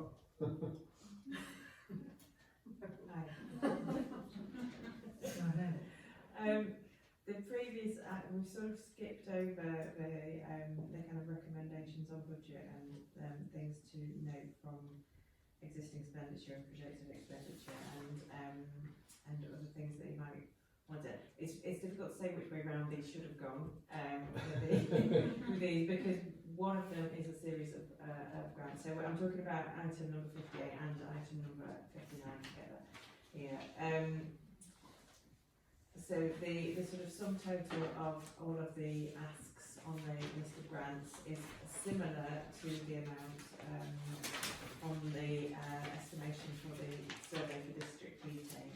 And then we've also got the shopping list for potential shopping list for the recommendations for budget, or the ask to finance and management in that first item as well. So it's difficult to know which way round it's better to tackle these. Because were you to reject all of those grant applications, then your asks for next year might be different, because you might be moving things into an earmark reserve to cover your shopping list for next year that you want to spend on websites and publications and awards, etc. But were you to approve all of those grants, then it would be a recommendation to make an ask for that new money rather than repurposing old money. If you see what I mean. No, I didn't, I'm afraid. I'll try and do that. I think I would do the grant. I mean, I know that it's out of sequence with the agenda order, but I think I would do the grants first. So what we're saying, right? Do 59 first. Do 59 first, and then go back and consider 58. Yeah. So the question the proposal is that, with the exception of the Fair and Funky grant, that we recommend the transfer viring of money from our budget, not earmark reserve. Is that right? Yeah, but you kind of need to say to finance and management. You need to identify which lines as well. Or you could Thought you were going to do that for us. Well, I can do it. I can do it, but you probably need to give me the authority to do it. You tell me what you want to do. I mean, we want to send the money from climate action. Yeah, but where do you want the money to be left for you to have the capacity to spend it? I would suggest it should remain in community mobilisation. Thank you. That's fine by me. So the recommend. Are we saying then that we are taking the advice of the Deputy Clerk to utilise the money in which budget line? 4805. No, to leave that, to as far as possible leave that money, but to use the other budget lines. To use the budget lines except. Yeah. Well, it's not an accept, because I would still have to use 4805. Just, Did we just say budget lines as presented by the deputy clerk? you can do that. Thank you. Remember that form of words. Are we all clear? Oh, yeah. So essentially, So it's coming from our budget line. so essentially I'm going to move the money from all of the other budgets so that they're going to have no money in at all, is that right? And you're just going to leave money in the community mobilisation budget line? Yeah. Is that what you want?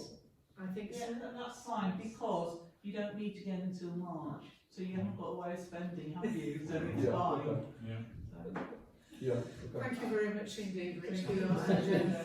Oh, you just spoke. Sorry, Chris. Just proposing. All right, yeah. you need Second. a Yes, Second. all those in favour? We'll get there in the end.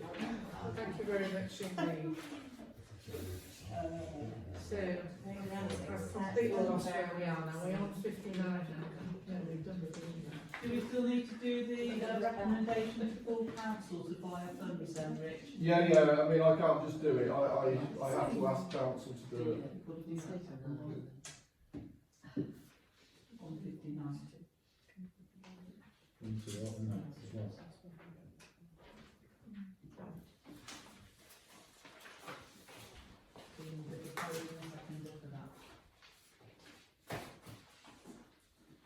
I'm getting confused here. There's Because two there's a- considerations. Vote on one. There's a consider recommendation to full council to earmark reserve 341 climate emergency. This one you're looking at, yeah. Well, what's happened to that one then? We're going back to do that one. We're going back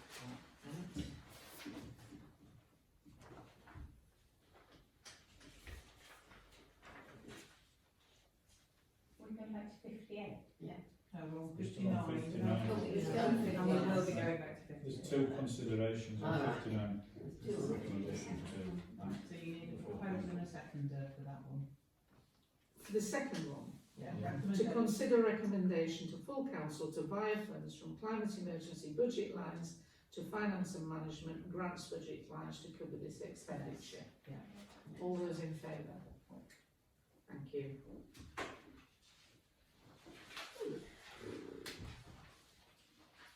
Okay, we're back to 58. Nobody wanted to hear. Chair? Sorry, before we go any further, there's one thing that was in the climate actions that you've not touched, which is the letter to the council that I'd like the council that are meeting to approve. That's further down the agenda. Oh, right, sorry, I thought we were going to talk about it in the rules, in the Oh, it's very nice. That's okay. So where are we now then? 58. To consider actions arising from discussion of the climate action communication engagement with today and projected expenditure against budget. So we need to move the two attachments that are projected expenditure and That second one you don't need then, do you? It's already been done. Is that right?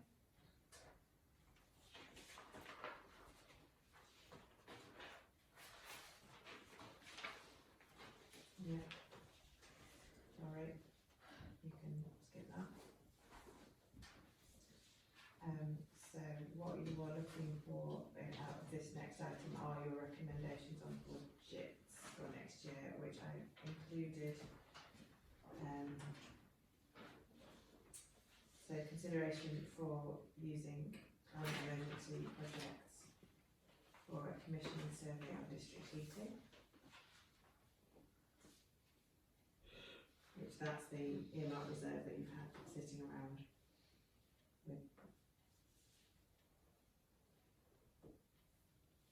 I'm sorry, I'm completely lost here. So you've got what you've just approved is to pay those grants out of your current Yeah. year's budget. Yeah. You also have a earmarked reserve for climate emergency Yeah. projects, to the tune of, how do I put it again? It was 13,000. around 13,000, whatever. So one of the things that you've got in your kind of wish list was a commissioning survey on district heating, which is approximately 15,000. So whether you want to commit that 13,000 towards that now and get it started, whether you want to take that off the table entirely and not do it, in which case you've still got that earmark reserve. And in that case, you might want to choose to use some of that earmark reserve to go into your spends for next year. And that will affect how much budget you're asking finance and management for. Thoughts? I think you should commission a feasibility study to do district heating for somewhere like Oldfield, that is not on the gas main. Mary? I was going to suggest that we add that for the moment, the recommendation that we use the MR for commissioner survey for district heating for now. Amy? I think I'd like to speak to the bank manager, Rich. Can we afford to pay for all the website and stuff like that on our current funds, or can we might reserve the website and the other engagement things? Knowing the way, well, I tend to agree with Councillor Blacker really. Given our financial situation, I think we probably need to be more focused on core needs of the parish council. I think this is more a longer term, the district heating survey, more a longer term thing I would think. But that's for this committee to decide. Jenny? I think we'd already agreed earlier that the working group would actually decide on their priorities. And this, as far as I know, it was earmarked previously, but it's not been identified as a priority by the Climate Emergency Working Group. Has it? That's true. It wasn't discussed. So it feels to me like it's something I know very little about. So I think maybe deferring it until we know more about it would seem more sensible. I'm not saying we should abandon it completely, but I feel we've not had an opportunity to discuss it at all. I'd like to feel comfortable that we've got something, and Councillor Blacker suggested that one. I'm quite happy to go along with it. It stays towards this heating survey thing there. I really do think we need to go back to the Finance Management Committee with a firm plan for this money next time, because it's obviously been kept in abeyance year on, so we really need to say that's what we're going to do with it, and we really should be focused on, setting out a goal and achieving that one there, because otherwise it's just an excuse to hang on to the money, isn't it? So, if I'd like to propose, along with Councillor Blacker, that money keeps its title there for the heating survey, and that we propose that to full council or to the Finance Management Committee for EMAC reserves again next time. Does that make sense? So the proposal is to defer. Yeah. All those in favour? Thank you. And then the second part of that is that the recommendations that you sort of ask to the Finance and Management Committee on what your budget requirements might be for 24-25. I've given you a summary of what I've pulled out of the action plan that we've kind of roughly got penciled in as spending on the action plan as it currently is. To give you an overview of what that is, it totals 20,000.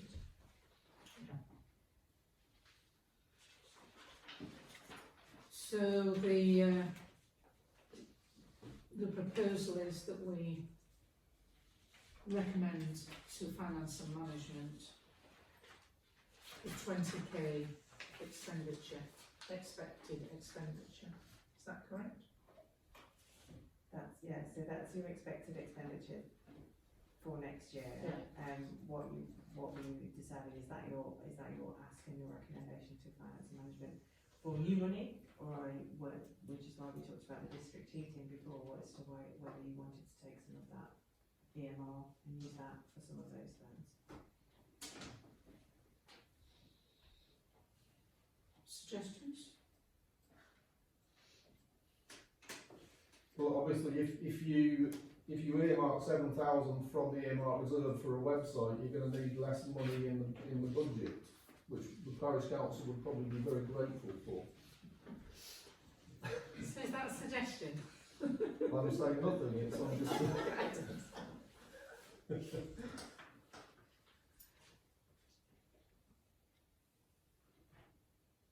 It's for this committee to decide. Obviously, it goes to finance and management. Whether finance and management will stick or twist on what you've proposed is another matter. Because they obviously see the bigger picture in terms of precepts and community charges to households and reserves and all the rest of it. Would the proposal therefore be that we wanted £13,000 expenditure for next year and £7,000 for the website would come out of earmark reserves? This is for you.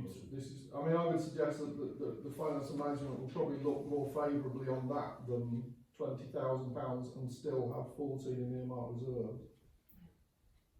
That makes sense. So that would Would mean you less like to money make for a the proposal? district heating survey, would it? At least £7,000 towards that one there, from the earmark reserves. That's what it says here. I suppose the question to ask is if you take 7,000 from the earmark reserve, you still have enough for the things that you want to do. That's the $1 million question, or the £13,000 question as it is, isn't it? Yeah. Or given the time scale of it, once that earmark reserve is gone, you can expect presumably you go for another earmark reserve for the following financial year. It's for leftover money. Yeah. It's just for leftover money. It's a way to carry money forward from one budget to the next year. So there's obviously been an underspend for a number of years, which either means that they were very frugal or they had too much budget. So it needs to be careful with the when it goes to finance and management that we don't keep requesting more and more money and stacking it up. It's nice that we get something sorted, but my proposal would be that we took £13,000, or asked for £13,000 from finance and management. We took £7,000 out of our earmark reserve, leaving £7,000 towards the heating survey.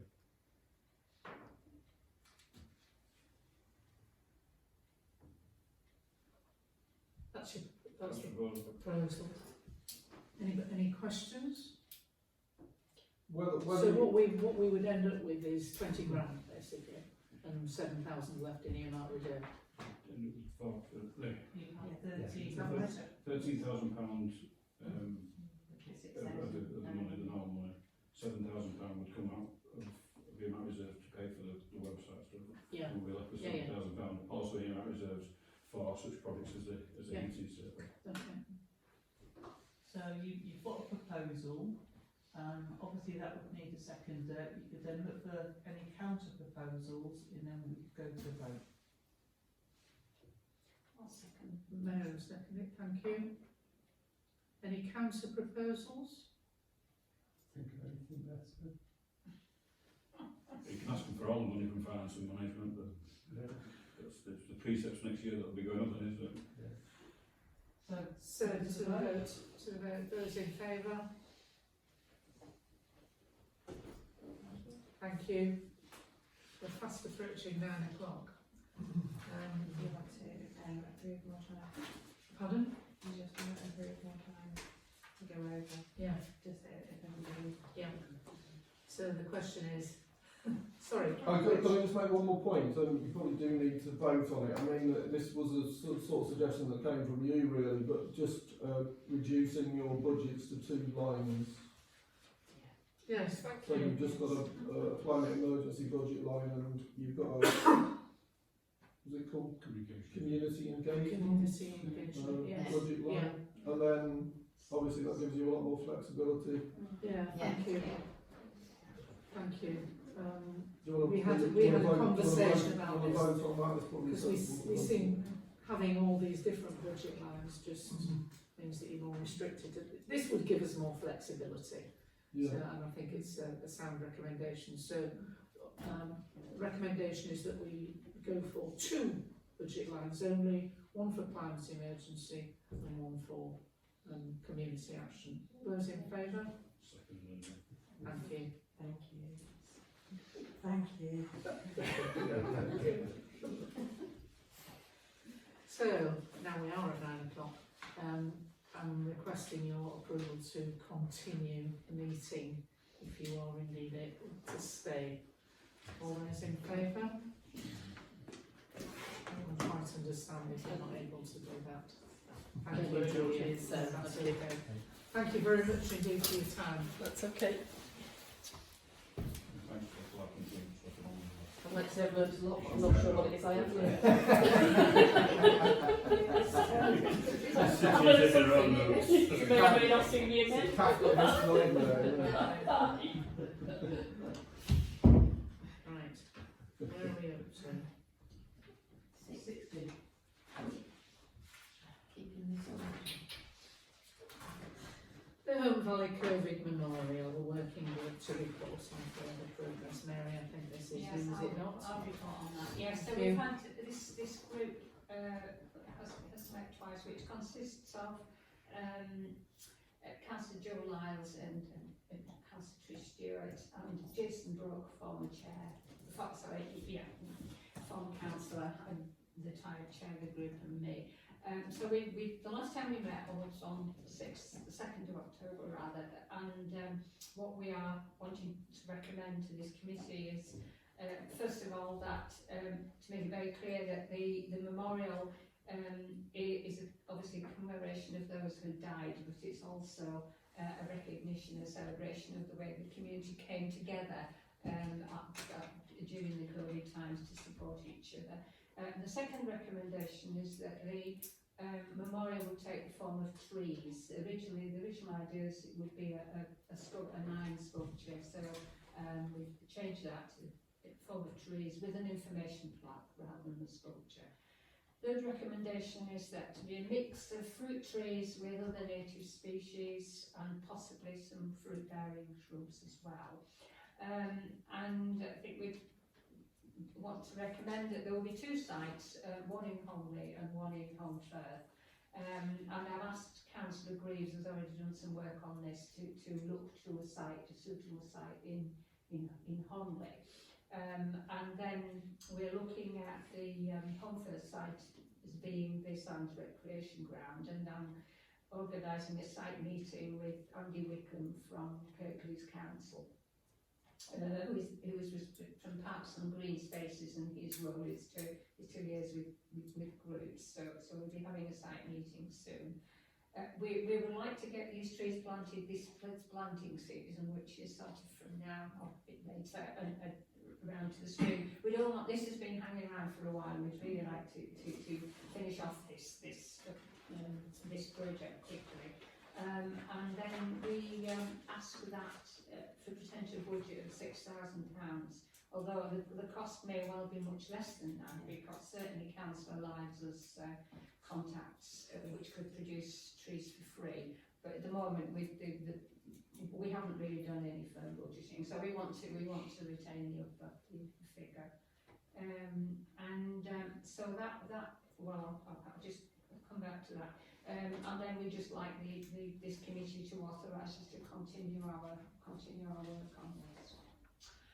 Right, so those are what we recommend to council. And in terms of the money, I think as on the agenda here, we want to recommend that we're asking for a recommendation from this committee to the full council to create an earmark reserve of up to 6,000 from general reserves for the COVID memorial.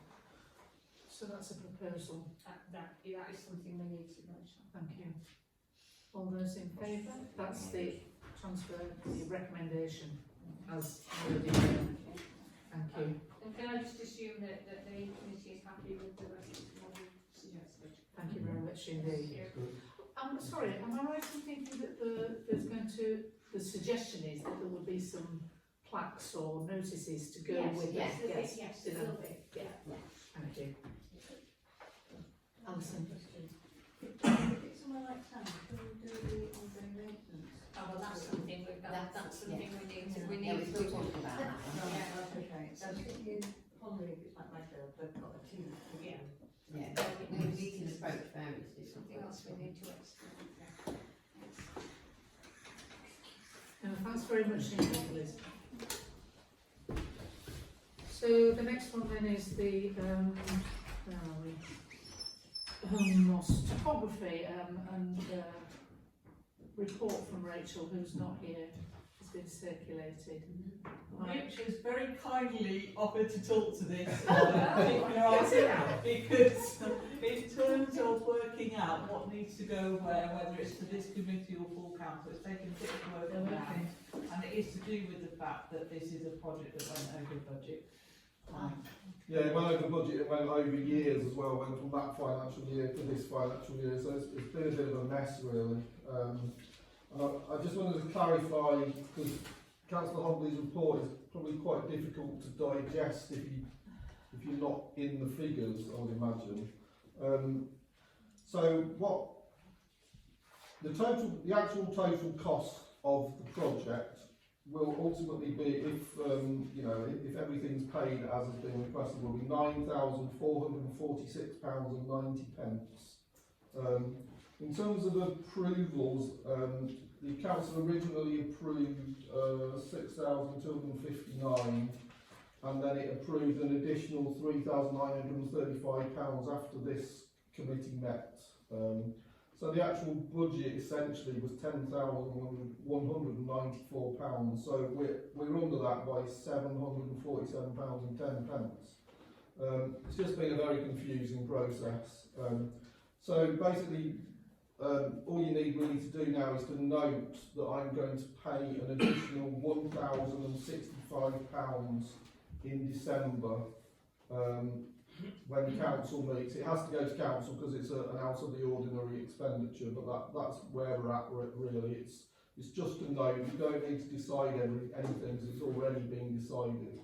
But it's all got a bit lost in all the confused paperwork, I'm afraid. Thank you very much indeed. Can we assume that that's the end of the expenditure on this? I would hope so. If it's not, yeah, we'll be slitting our own throats. Yeah. Thank you very much indeed. There is to consider further actions regarding the topography. I would suggest that it would be a good idea to monitor somehow, well, by going up and having a look actually, and I don't mind doing it, the weather impact on this piece of work, because the readability of the text on it, I think, this is my personal opinion, is likely to be affected by the weather. So we might like to consider that when we're thinking about other pieces of sculpture or statuary or whatever. That's just to know, really. Would it come within the scope of our benches and stone shelters as a maintenance item? It's an asset.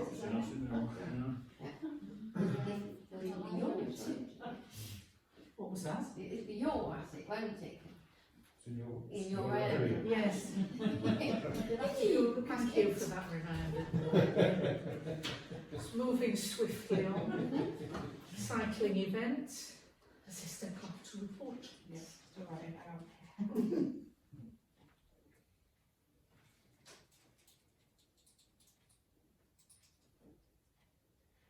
I've included within your papers just the feedback that we gathered from people who were involved on the day. We didn't have any particular mechanism for sort of the public engagement side of it, but what we've asked everybody to do that was involved on the day was sort of to report back on their interactions on the day, what they are doing going forward as a result of the activity on the day, if they're making any changes, whether they would want to be involved again if we did a similar event, and so on. So I don't know if you've had a chance to have a read through. Kind of a mixed reactions from some people super keen to absolutely do it again, possibly annually, others thinking that it could be part of a wider event. Personally, I think what worked well with it is that, slightly aware of my audience in here, but what worked well is that it wasn't a green event, it was a cycling event. So we took in a kind of wider engagement with people that are interested for leisure and health and saving money on commuting and that sort of thing, which I think gave us a sort of slightly wider appeal. But it sort of, I think it's quite a useful way of kind of thinking about what we might do in terms of some sort of sustainability event in the future and how that might pan out.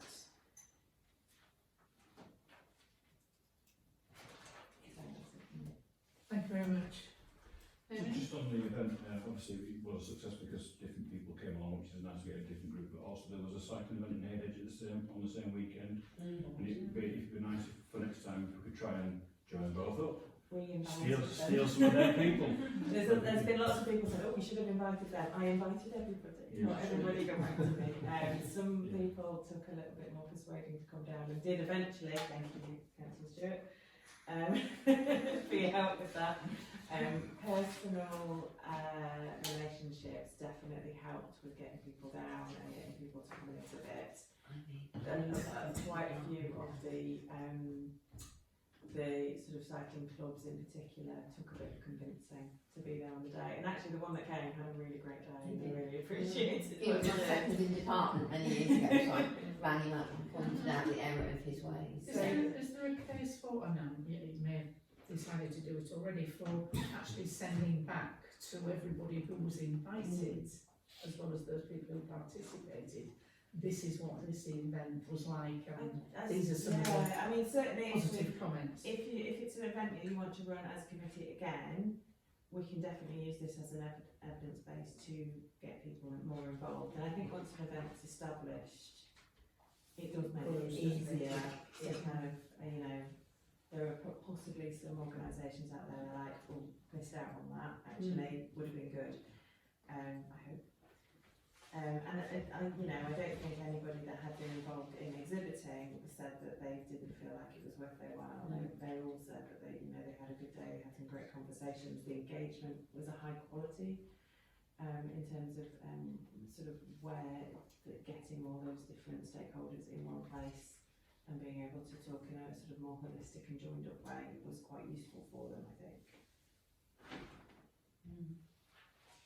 But it's, again, it's up to you whether we do the repeat event, whether we do something different, whether we give it 2 years and do it biannually, which one is it when it's every other year, biannually. So entirely up to you, but I think this will be hopefully helpful in that decision making for you. Any comments? Questions? Mary? I think now there's a certain momentum and it'd be good to repeat it next year, so I'm not sure. I think there's something else is planned in the autumn, isn't it? Just wondered if it would be sensible to repeat it in the autumn or perhaps to do it at some other time. So it was excellent. I mean, you said the feedback was mixed, and when I read all of it, I thought actually the feedback was very positive. Pretty positive. Yeah. Well, it ranged from yes, it was okay to oh, it was brilliant. There wasn't really any negative. I'll take that. What I would say is that originally this event we had to postpone it from June World Cycling Day into the autumn, and I actually do think June World Cycling Day would be the better day to do it. And I think possibly a Saturday might be better as well, because the club rides, in hindsight, the club rides tend to be a Sunday. And what we'd hoped was that we could invite people down after they'd done their club ride, but after they've done their club ride, they might go for a coffee and then they want to go for a shower. And they don't want to stand around in the park for half an hour. So that's a learning point from my perspective on that one. When would we need to make a decision? If it's going to be next June, let's say. At the next meeting, I would say. Well, maybe before that. Would it be useful to have I would put it into the working group if you wanted to do June, a 3-month run-in would be a bit short. I'd probably want to be starting it in February, early February, to do a June one. So put that to so the suggestion is that the communications working group looks at the feasibility of running the cycling festival again Well, it could be some either version working of. group, to be fair. Yeah. It could be either working group, to be fair. Yeah. It's a sustainable transport initiative, so it is climate action as well, so, you know, either one could kind of make that call, depends which one you want to delegate it to, really. It's a happy crossover, that one. Any preferences?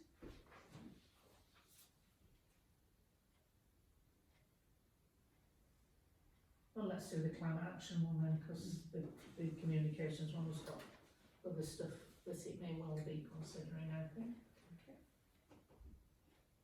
Is that all right with you, Chris? Yeah. Okay.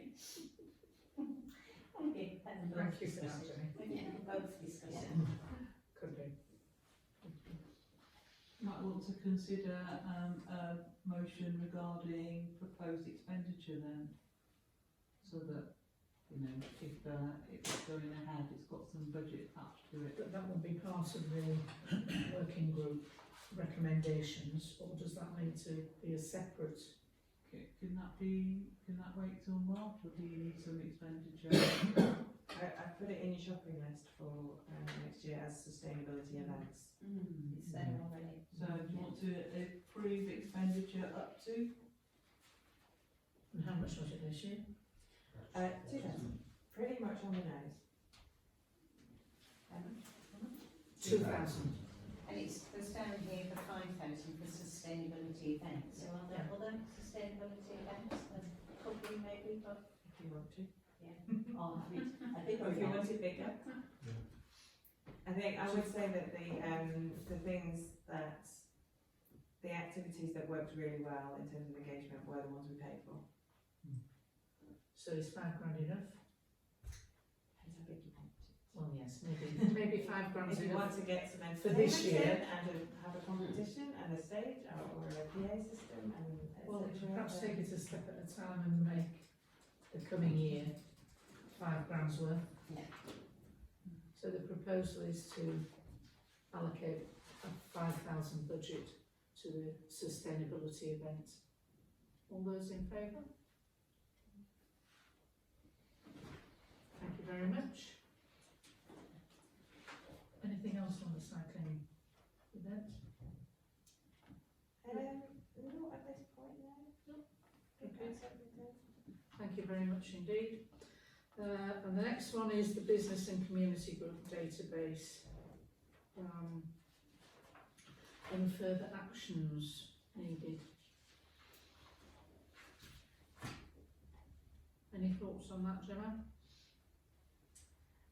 So where I'm up to with the database is I am carving out little chunks of time when I can to do data cleanup. It is it's a fairly big job on data cleanup. I think probably I've got almost everything I need in terms of handover once I've gone hunting for it. So once I've got to a point that I'm happy with the data as it stands, I'll be going out in chunks to get permissions to use people's email addresses that we've got on the list. It will have to be an opt-in on GDPR, so unfortunately I can't just kind of take everybody's email addresses and then spam them with whatever we want to send them. But I anticipate that it will be in a usable state by the end of the calendar year. Oh, thank you very much indeed for that. I know it's a big job. It's a big old database. It's currently 1,300 lines on it. Thank you. But there's a lot of repeat information, so this is the big cleanup job that I'm doing. Would, in the new year sometime, would it be useful to have a sort of action plan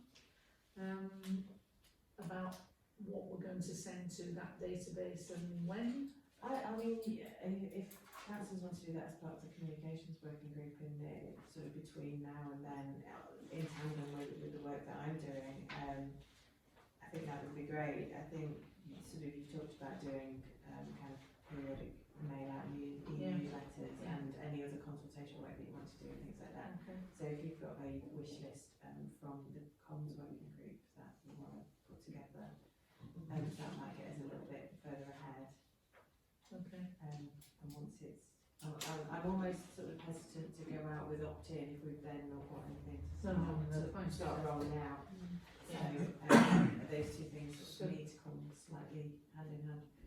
can we, whatever the word is, delegate or something to the comms working group?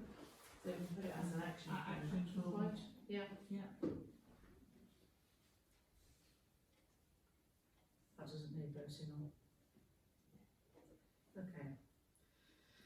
Thank you very much. Future of the Herne Valley Parish Council Climate Action website.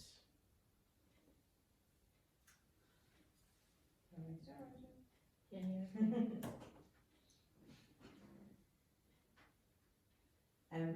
Julie, so I have temporarily reactivated the climate action website as it was for review purposes. I've put together a kind of map of what I'd like the section of the parish council website to look like, and then I think probably we still need to go through absolutely every single item to say keep me, but I have at least been able to get to a point where it's kind of put into categories as to where the things are going to go onto the website. So that's another thing that over the kind of coming months I'll be working with Councillor Green and Julia were kind of attached to that. So if you want to get together at some point, then we will do that. Do you have some sort of time frame idea on that? It slightly depends on how how the back end of our website, main website, is not the easiest thing to deal with.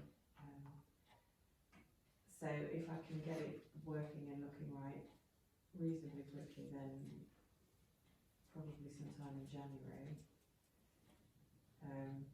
If it doesn't play ball and I need to get help from our provider, then possibly a little bit longer than that. But I'm hoping I will have something nice So to show you by the next meeting. work in progress in conjunction with Councillor Green and I'd like to point out, Chair, I wasn't at the meeting on the 4th of September when it was resolved that I was going to do this work. So this is news to me. I didn't read the minutes for the meeting today. Well, I've not. I don't know. I don't know I where wasn't that here came either, from. so I'm not sure where that's come from. Maybe it was as in an advisory capacity that it Well, was. Sam's got loads it of good was IT suggest- skills, yeah. No. It was This is about content. content Yeah, it and was. where things to do with climate action. The headline of it is that we are trying to strip out a lot of the stuff that is what was confusing about it, I think, is that some of it was from external organisations and some of it was our own commitments and what our own projects, and it wasn't completely clear as to what was external and what we were doing. So some of it is just going to be a bit of a reordering of the content so that becomes more clear, but possibly there's a bit too much in there as well. So it's just sort of really pulling out what might be excess and not needed, and what those messages that we really want to have as our external facing. So would it be possible for you to assist Gemma in looking at the content and its layout and stuff? Not the IT stuff. Okay. Thank you. If you have a look, tell me what you hate and what you'd like to get rid of, and I will do that. Thank you very much. Work in progress then. Work in Yes. progress. Yeah. So that's where I'm up to. 6.5, publicising the work of the Herne Valley Parish Council through print media.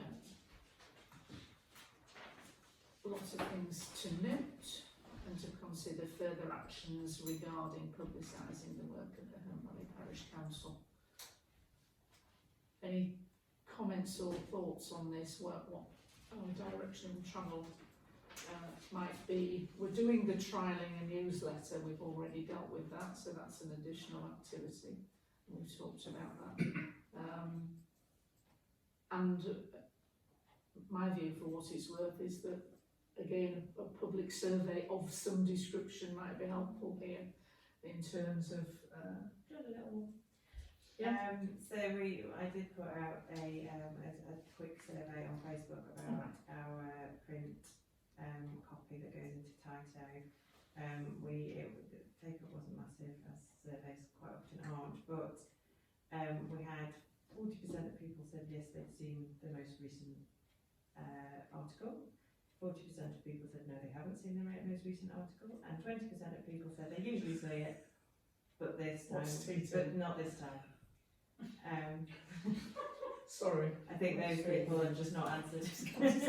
But again, as I was saying earlier, I think running surveys through one platform about another platform, it's not necessarily that useful. What I did also find out was that they have a distribution of 17,612 homes every month for the HD9 issue, and they are also able to put on additional things on the outsides to draw attention. A front cover corner would be £75, a front cover banner would be £180, and a full back cover would be £336.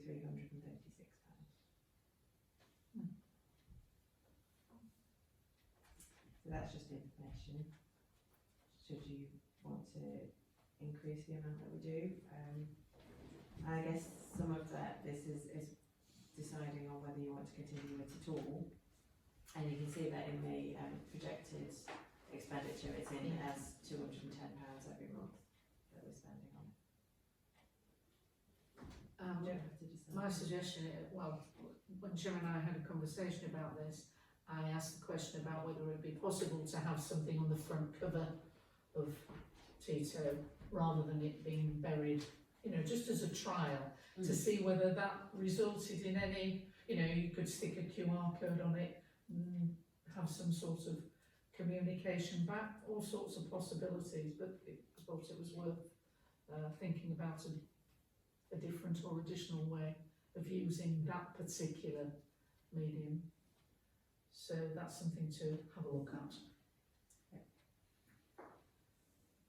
Any other comments? Okay, 6.6, social media and website coverage. Clark to report. I don't know why it's a report. Sorry. Is it Gemma again? Sorry. Yeah. That is because I've written that wrong in the agenda. Right. Apologies. You've got a summary of all of the Facebook posts from the last period and some engagement analytics just included there for information really. You'll notice that I couldn't change the period on the engagement analytics, the sort of overview, but we have doubled our engagement in the last 90 days based on the previous 90 days, so I think that's a bit of a win. I think some of that is just gaining a bit of momentum and people are kind of checking in with us for public information a little bit more than they used to perhaps. I don't have the previous one, but I think I can probably get hold of kind of a year's worth eventually for reporting. But definitely things are going in the right direction, which is great. And at some point, when I find some time, we'll be thinking about expanding into certainly Instagram. TikTok's still a bit of a question mark as to nobody's yet volunteered to make a video. So I could set up a TikTok account tomorrow, but if I don't have any content for it, there's little point to start with. So some thought as to what content you might like to put on as videos would be great as well, and that might be one for the comms working group to look at. And maybe consider that alongside the content for the flyer. You might do the two in conjunction with each other, so we can include that in there. One of the things that didn't come out of the working group, but as a possibility for discussion next time, maybe in lieu of TikTok, if videos isn't a way forward for you, is that LinkedIn might be a good platform to expand into, because it's sort of engaging with businesses might be more powerful, particularly if you're thinking about business awards, which will come. Can we add that to the list of things for the communications working group then. Yep. Thank you very much. I just want to say on behalf of myself and Richard what a difference having Gemma has made to the whole communications issue for the parish council. You know, the fact that you've got someone who is methodically looking at it in this way and presenting to you is, you know, streets of a. It was always just an afterthought really for what we could do, so it's made such a difference. Good move then. Good appointment. Could I ask Martin, for education, not better than please? Just on our and the wonderful list of things that you've actually put there on Facebook, just to help interpret, I don't know, it says across the top, the different columns, the date, impressions, The impressions versus, what's the other one that's also... engaged people, reached. Reach and impressions, there is a subtle difference, and I am not totally clear in my head what it is. So reach is how often it appears on somebody's screen, or the individuals that it appears on their screen. So engagement is they've actually clicked on it, or liked it, or commented. Right. Impressions, I'm not sure what the difference is. Do you Maybe know? when Whatever it is, there are more impressions than people read. the screen refresh holds about that one there, and you'll find it on your feed if you delay on something because it's just grabbed your eye. You just delay slightly, and that goes into the. Yeah, but the impressions number is higher, I think. It is in each Yeah. case. Higher So impressions. you would expect it to be the other way You around. go click on it and you just go, oh, what's that? And then you move on. So people reached is where you actually hover on it rather than Yeah, it just must be click that on way around. it. It's Yeah. weird, Yeah.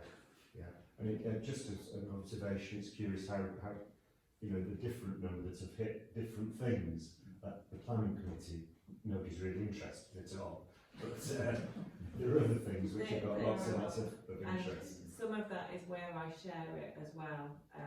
So for planning, I tend not to share. I don't always share. I sometimes do, but within the sort of various community pages. Whereas something like if I'm trying to run a campaign on grants, Yeah, I will send that to everywhere because I want loads and loads of people to see it. right. That's good. Thank you very much. Okay. Yeah. Thank you very much Yeah. indeed. It's good And thanks information. very much for that, Gemma. External communications plan. I didn't bring it with me because it's 7 pages long. But we have an external communication. I've spoken about it before. It's a weekly planner to try and ensure that we've got a kind of reasonably steady stream of content coming out that is external. I'm just going to bang on about it every time I see you, basically, so that I make sure that you're thinking about it. Again, if anybody wants to do a council blog, please come and tell me. Benches, name that bench, coming soon. I'm on holiday next week, so it's probably going to be after that, if I'm honest. But coming soon. We've got sort of various campaigns, and then we've got news stories as and when they come up. So coming up, we've probably got Christmas trees one. We've got the one about the youth worker, which I need to get some more details on. We've got a few ideas sort of kicking around the clerk team about doing an article on John Ford and his expert ability on phone boxes, but any ideas that you guys have as well, more than welcome to receive them. And don't be disheartened if they don't pop up immediately after you've given me the idea, because I may have scheduled it in for when I've got a gap further down. Would it be possible just to stick out an email to this group, or indeed to the whole council, that just says any of those things that you've just listed? On a sort of monthly schedule. Or just say, can you contribute to? Yeah. And get in touch. You know, so I mean, I've listened. This is me personally. So I'm listening to all of that and thinking, oh yeah, that bit I could do that. And then, you know, it's getting lost in my brain somewhere. I've got photos of the dog inspecting the benches, if that's... Oh, that'd be really good. Yeah, that'd be lovely. Where's the bench? Don't tell Jenny. anybody. Can I just ask where this ties in with the working group that's set up to work on the leaflet that's going out? Because that Yes. that message that they should be, the same message should be going out in all Yeah, the different absolutely. places. So does that working group need to include Gemma? You know, how are we going to coordinate that? I'd be happy to chip in with that, because it'll be me that sort of pulls the stories together and presents it anyway, so I can sort of give guidance on content and number of words and that sort of thing as well. Okay, so, I don't know, Sarah, are you going to call a working group together to do? Yeah. And so include Gemma as well on that? Yeah, sure, okay. Okay, it occurs to me that that social progress communication might help with that, but anyway, let's find out. Okay, awards, 2004.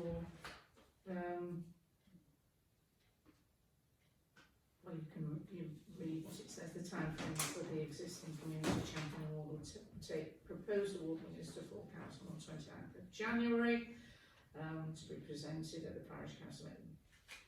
This therefore entails resolving an award nomination and shortlisting process to be concluded by the 21st of December. Go on then. At the case meeting, thank you, Chair. At the case meeting, we did discuss possibility of myself and Julia looking at working with, sorry, you again, put a social media release out for people to offer some nominees before we start this one there, so we can get a group of nominees from the community, and then we can look at them bringing that into some finalists from that one there. So I think we're still on that point where we need to get this social media release, asking people to nominate the different businesses and groups for that situation there, and then we can propose it in January at the actual, in one of the meetings, and we can say this is what we've got, and we'll take it from there and finalise them. So the suggestion in here is that the communications working group works on the. Yeah, we're going to do that in advance. We're trying to get a media release out to social media, get people to hopefully vote, and give some reasons why they would want people. I would anticipate that that's exactly what it would include. Yeah. So that's what we're Good. going. So the proposal would be that we delegate the communications working group to, or what we could do is set up an item specific group to have a look at that, which might be more productive. Any thoughts there, Jenna?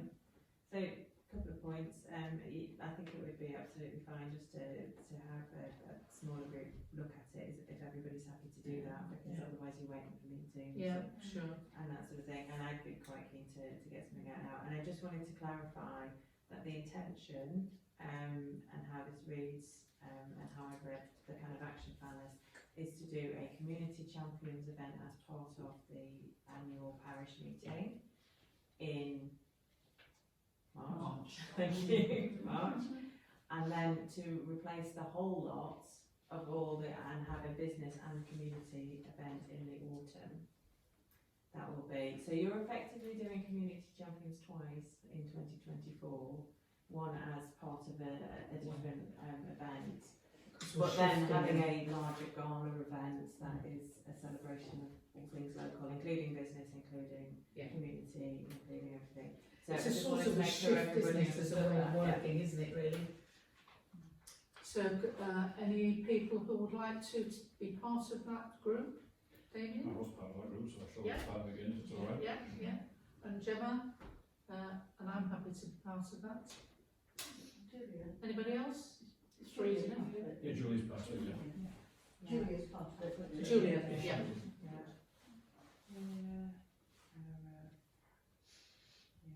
Thank you.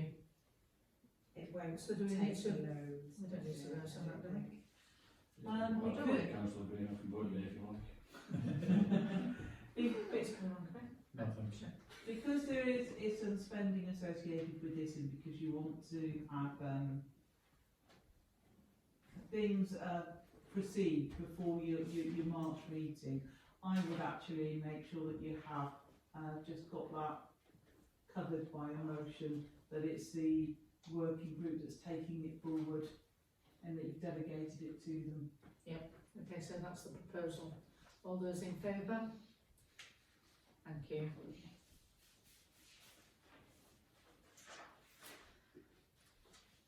And the next one, Can I just, Sorry. Can I just say to that, because that working group is talking about how the awards are going to be given out. I think these events deserve some further discussion as to make sure that they are sure, real celebratory events Sure. and, you know, And that, ties in with what Councillor Blacker would like to do in terms of, you know, your role as chair and all of that. yes, I've had a conversation Yeah. with So yes, So that's the gala thank you. event type Yeah. event. There's And no How we- big- It's not quite a big one, the one that's piggybacking on the annual parish meeting in March. So the big event can be on the agenda because your next meeting is in March, so it'll be a big agenda item there. Okay, yeah. Thank you. New projects, D-Day, Beacon event. Do you have a big thought? Okay, so we have further correspondence from Patrick Master Bruno Peak. Such a fantastic title. And one of the things you need to consider is, okay, beacon lighting events in the Home Valley. Clearly there is this ambition to have at least 14 beacons per county within England and Wales being lit as part of this 18th anniversary of D-Day. So we've got a date, the 6th of June, we've got a time, 9:15. I'm sure people are aware that in the past, for Jubilees and so forth, we've had a beacon at Home Moss being lit at least twice in recent times. In the most recent one, last year, the Royal Institute of Chartered Surveyors supplied us with a beacon which is safely stored in the cellar down here, and it could be installed at Home Moss for a beacon event. There's quite a lot of logistics involved in this because last year Rick's basically did it all and provided the gas canisters and all the rest of it. So there are definitely some logistics to think about, but all we've got is that the pageant master is looking for information as soon as possible. So you've got decisions to make. I'm sure that we'll hear about Cliff Wreck and possibilities there, because the parish council has in the past given money to repair the beacon at Cliff Wreck as well. But those have been the two sites that have been used for beacon lighting most recently. Okay, Cliff Wreck and Home Moss. Quite happy to answer any questions anyone's got about what's happened in the past further to that, but this is a situation, you know. What decisions are going to be made about beacon lighting events in the Home Valley? So is that up to us to decide, this committee? I would certainly say yes. I think this is within standing orders. It's within your remit, yeah, to make decisions about this. Whether you then want to make it as a recommendation to full council depends on how powerful you feel. Would say, but How much is you know, it going to cost us? good question. There are all sorts of health and safety stuff to deal with, and Yeah. Doesn't be really falling with recognising a climate emergency, does it? Setting up another flags. There is a guide to taking part. Yes, That is isn't there? it? I've not read yet. How do you want to proceed with this? Want more information really to go in? Do you want to refer it back to full council? I'm proposing we don't do it. Notice the pageant What do we master do? sends his warmest regards. is that a Yeah. You've got councillor. Yeah.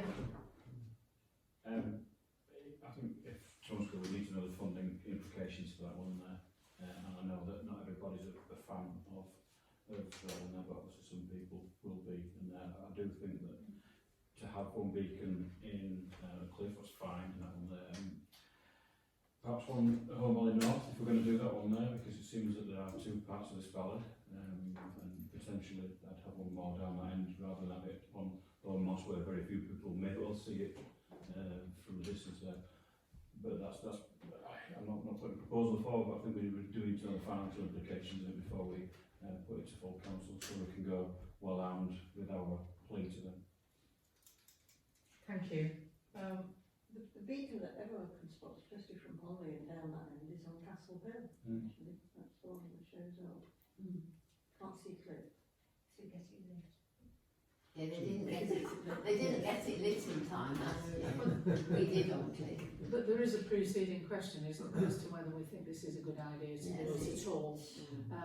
My view would be that, given that it's not likely to be everybody thinking the same thing, and we are only part of the parish council, that we actually defer this to full council for a decision. Okay. That's the proposal. That's All those in favour? Yeah. Thank you.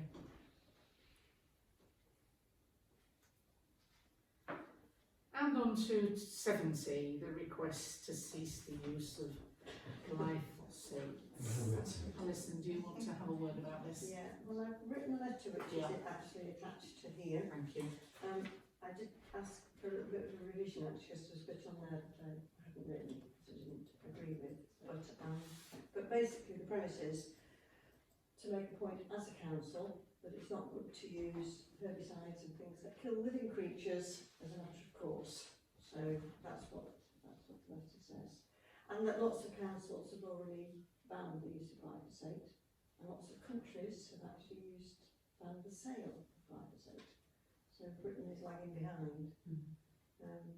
And it's not anything to do with rewilding, I have to say, which is why I wanted to look at the box in the other action thing. Banning glyphosate is not to do with rewilding, it's just about not using pesticides, herbicides. It's a thing on its own. Basically, they're two very different things. Sorry? They're two very different things. They are two very different things, yeah.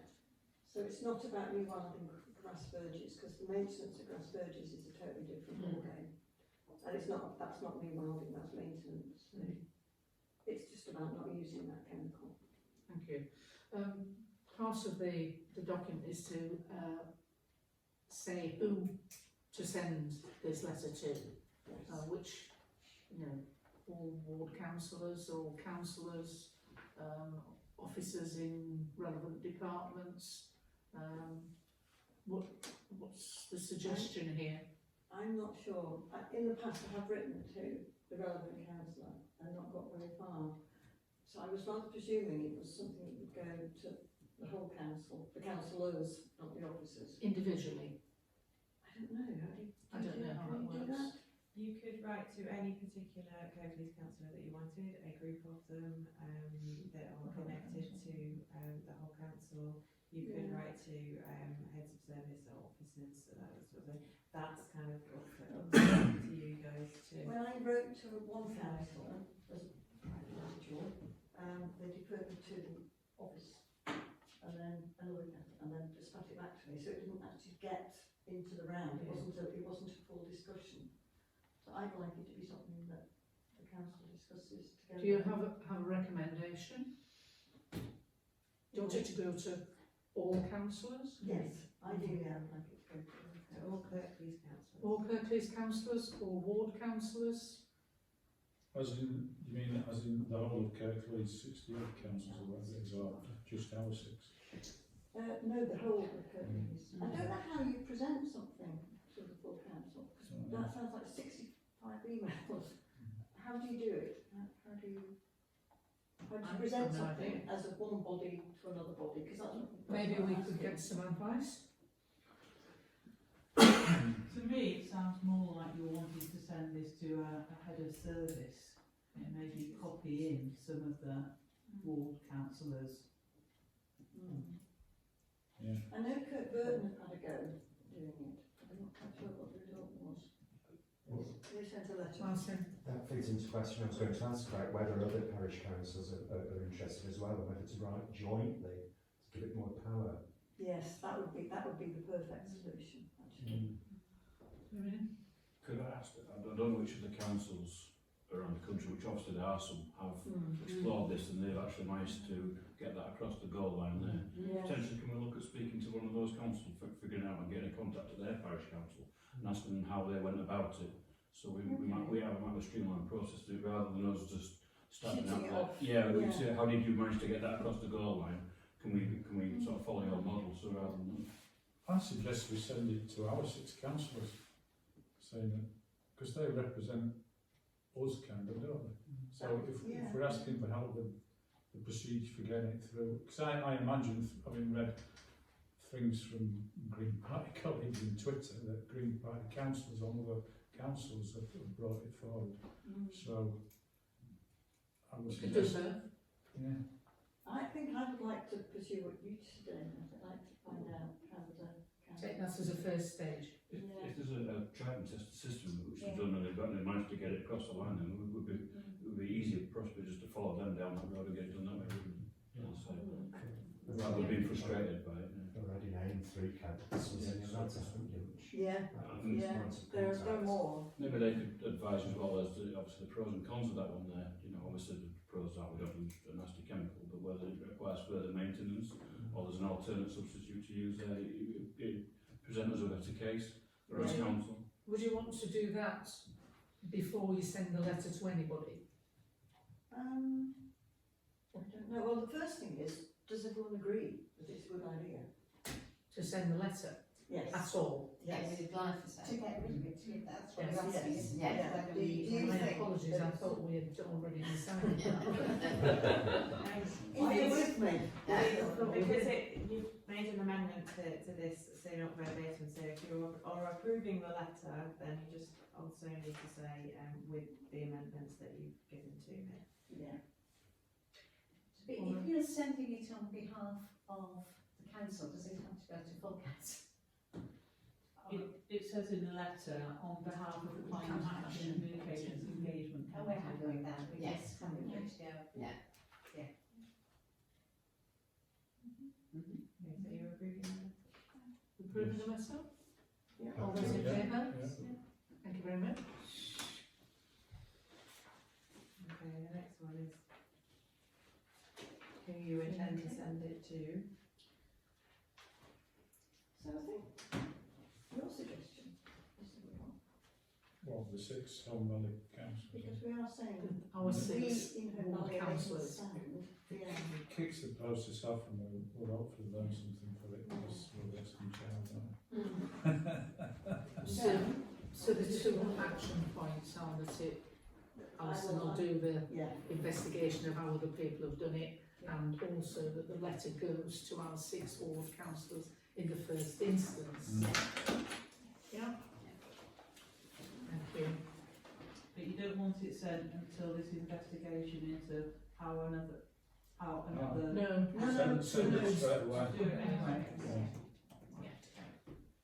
And hopefully we'll have a repulsed. Yeah, and further on, we'll see what happens. Okay. So do you want it to go to the council leader? No, No, you just no, said six the ward 6 ward In the councils first for the Helm Valley. instance. Yeah. Okay, yeah, get that.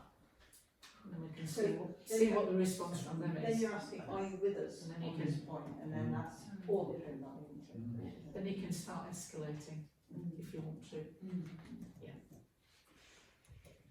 Okay? Yeah. 7.1, stone shelter, installation of the cedar roof. Yeah, so I had quite a long discussion with our contractor John Ford about this last week.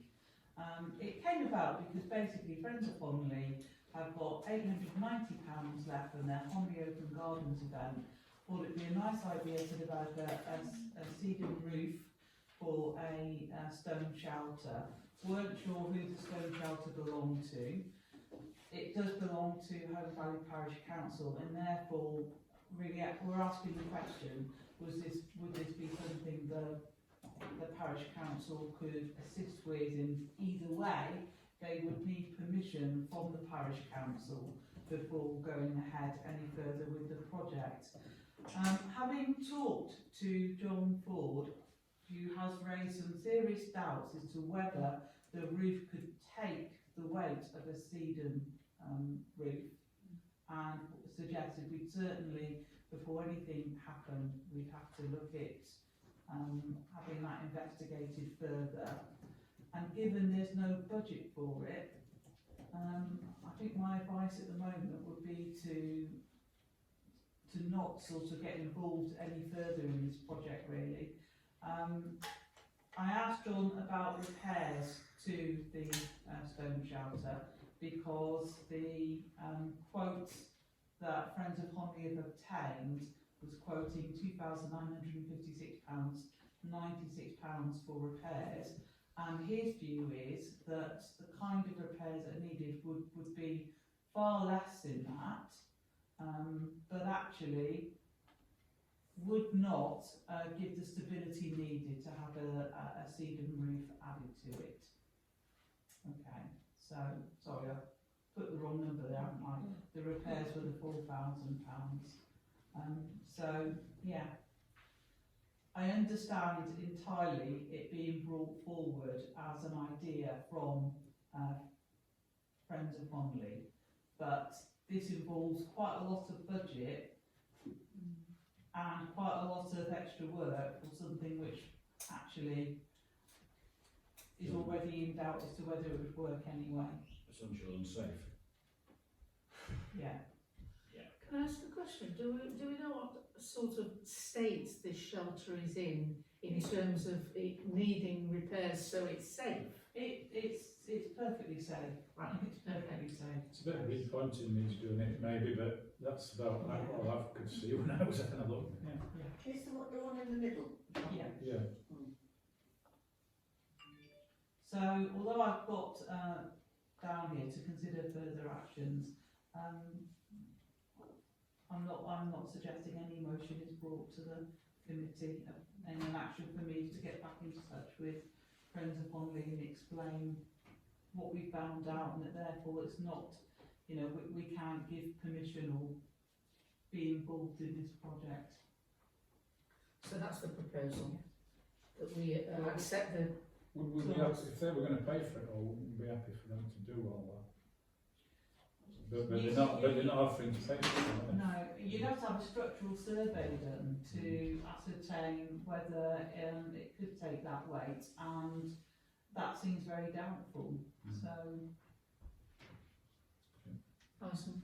When you employ someone to build a Sedum, they would give that, they would do that feasibility. They wouldn't advise putting a roof on something that wouldn't hold it. So surely that's the first step. I'm presuming that that's where the cost of 4,000 comes from, to make that roof suitable for the... Oh, so they have taken advice? I don't know. Right. Well, I'm wondering if that's the case. No. That seems like a lot of money. Damien? I'm thinking if we've been advised that would make the structure unsafe, and that people who are inside that structure, that would be very negligent to go forward with it. We do have obviously a responsibility to maintain that structure and make sure that it's repointed, etc. But if it won't load bear that roof, and people are going to be in that one there, and it collapses and we've passed that one there, it's not what we want to be displaying ourselves as doing, is it? You can't just stick this Sedum roof on as it is. It's heavy, isn't it? Clearly. It gets wet, doesn't it? So, It's really... so you're... and I'm absolutely certain when I looked at the quotation, it said that, you know, it was still the onus on the owners to check that it could take the weight. So even with the £4,000 repairs, that wasn't then saying yes, and that will make it safe to have the Sedum roof. That's no good, is it? Yeah. Yeah. So the proposal is, I think, that we accept the clerk's suggestion that she writes back or gets back in contact and says, sorry, we can't get involved in this. Is that, yeah? All those in favour? Thank you.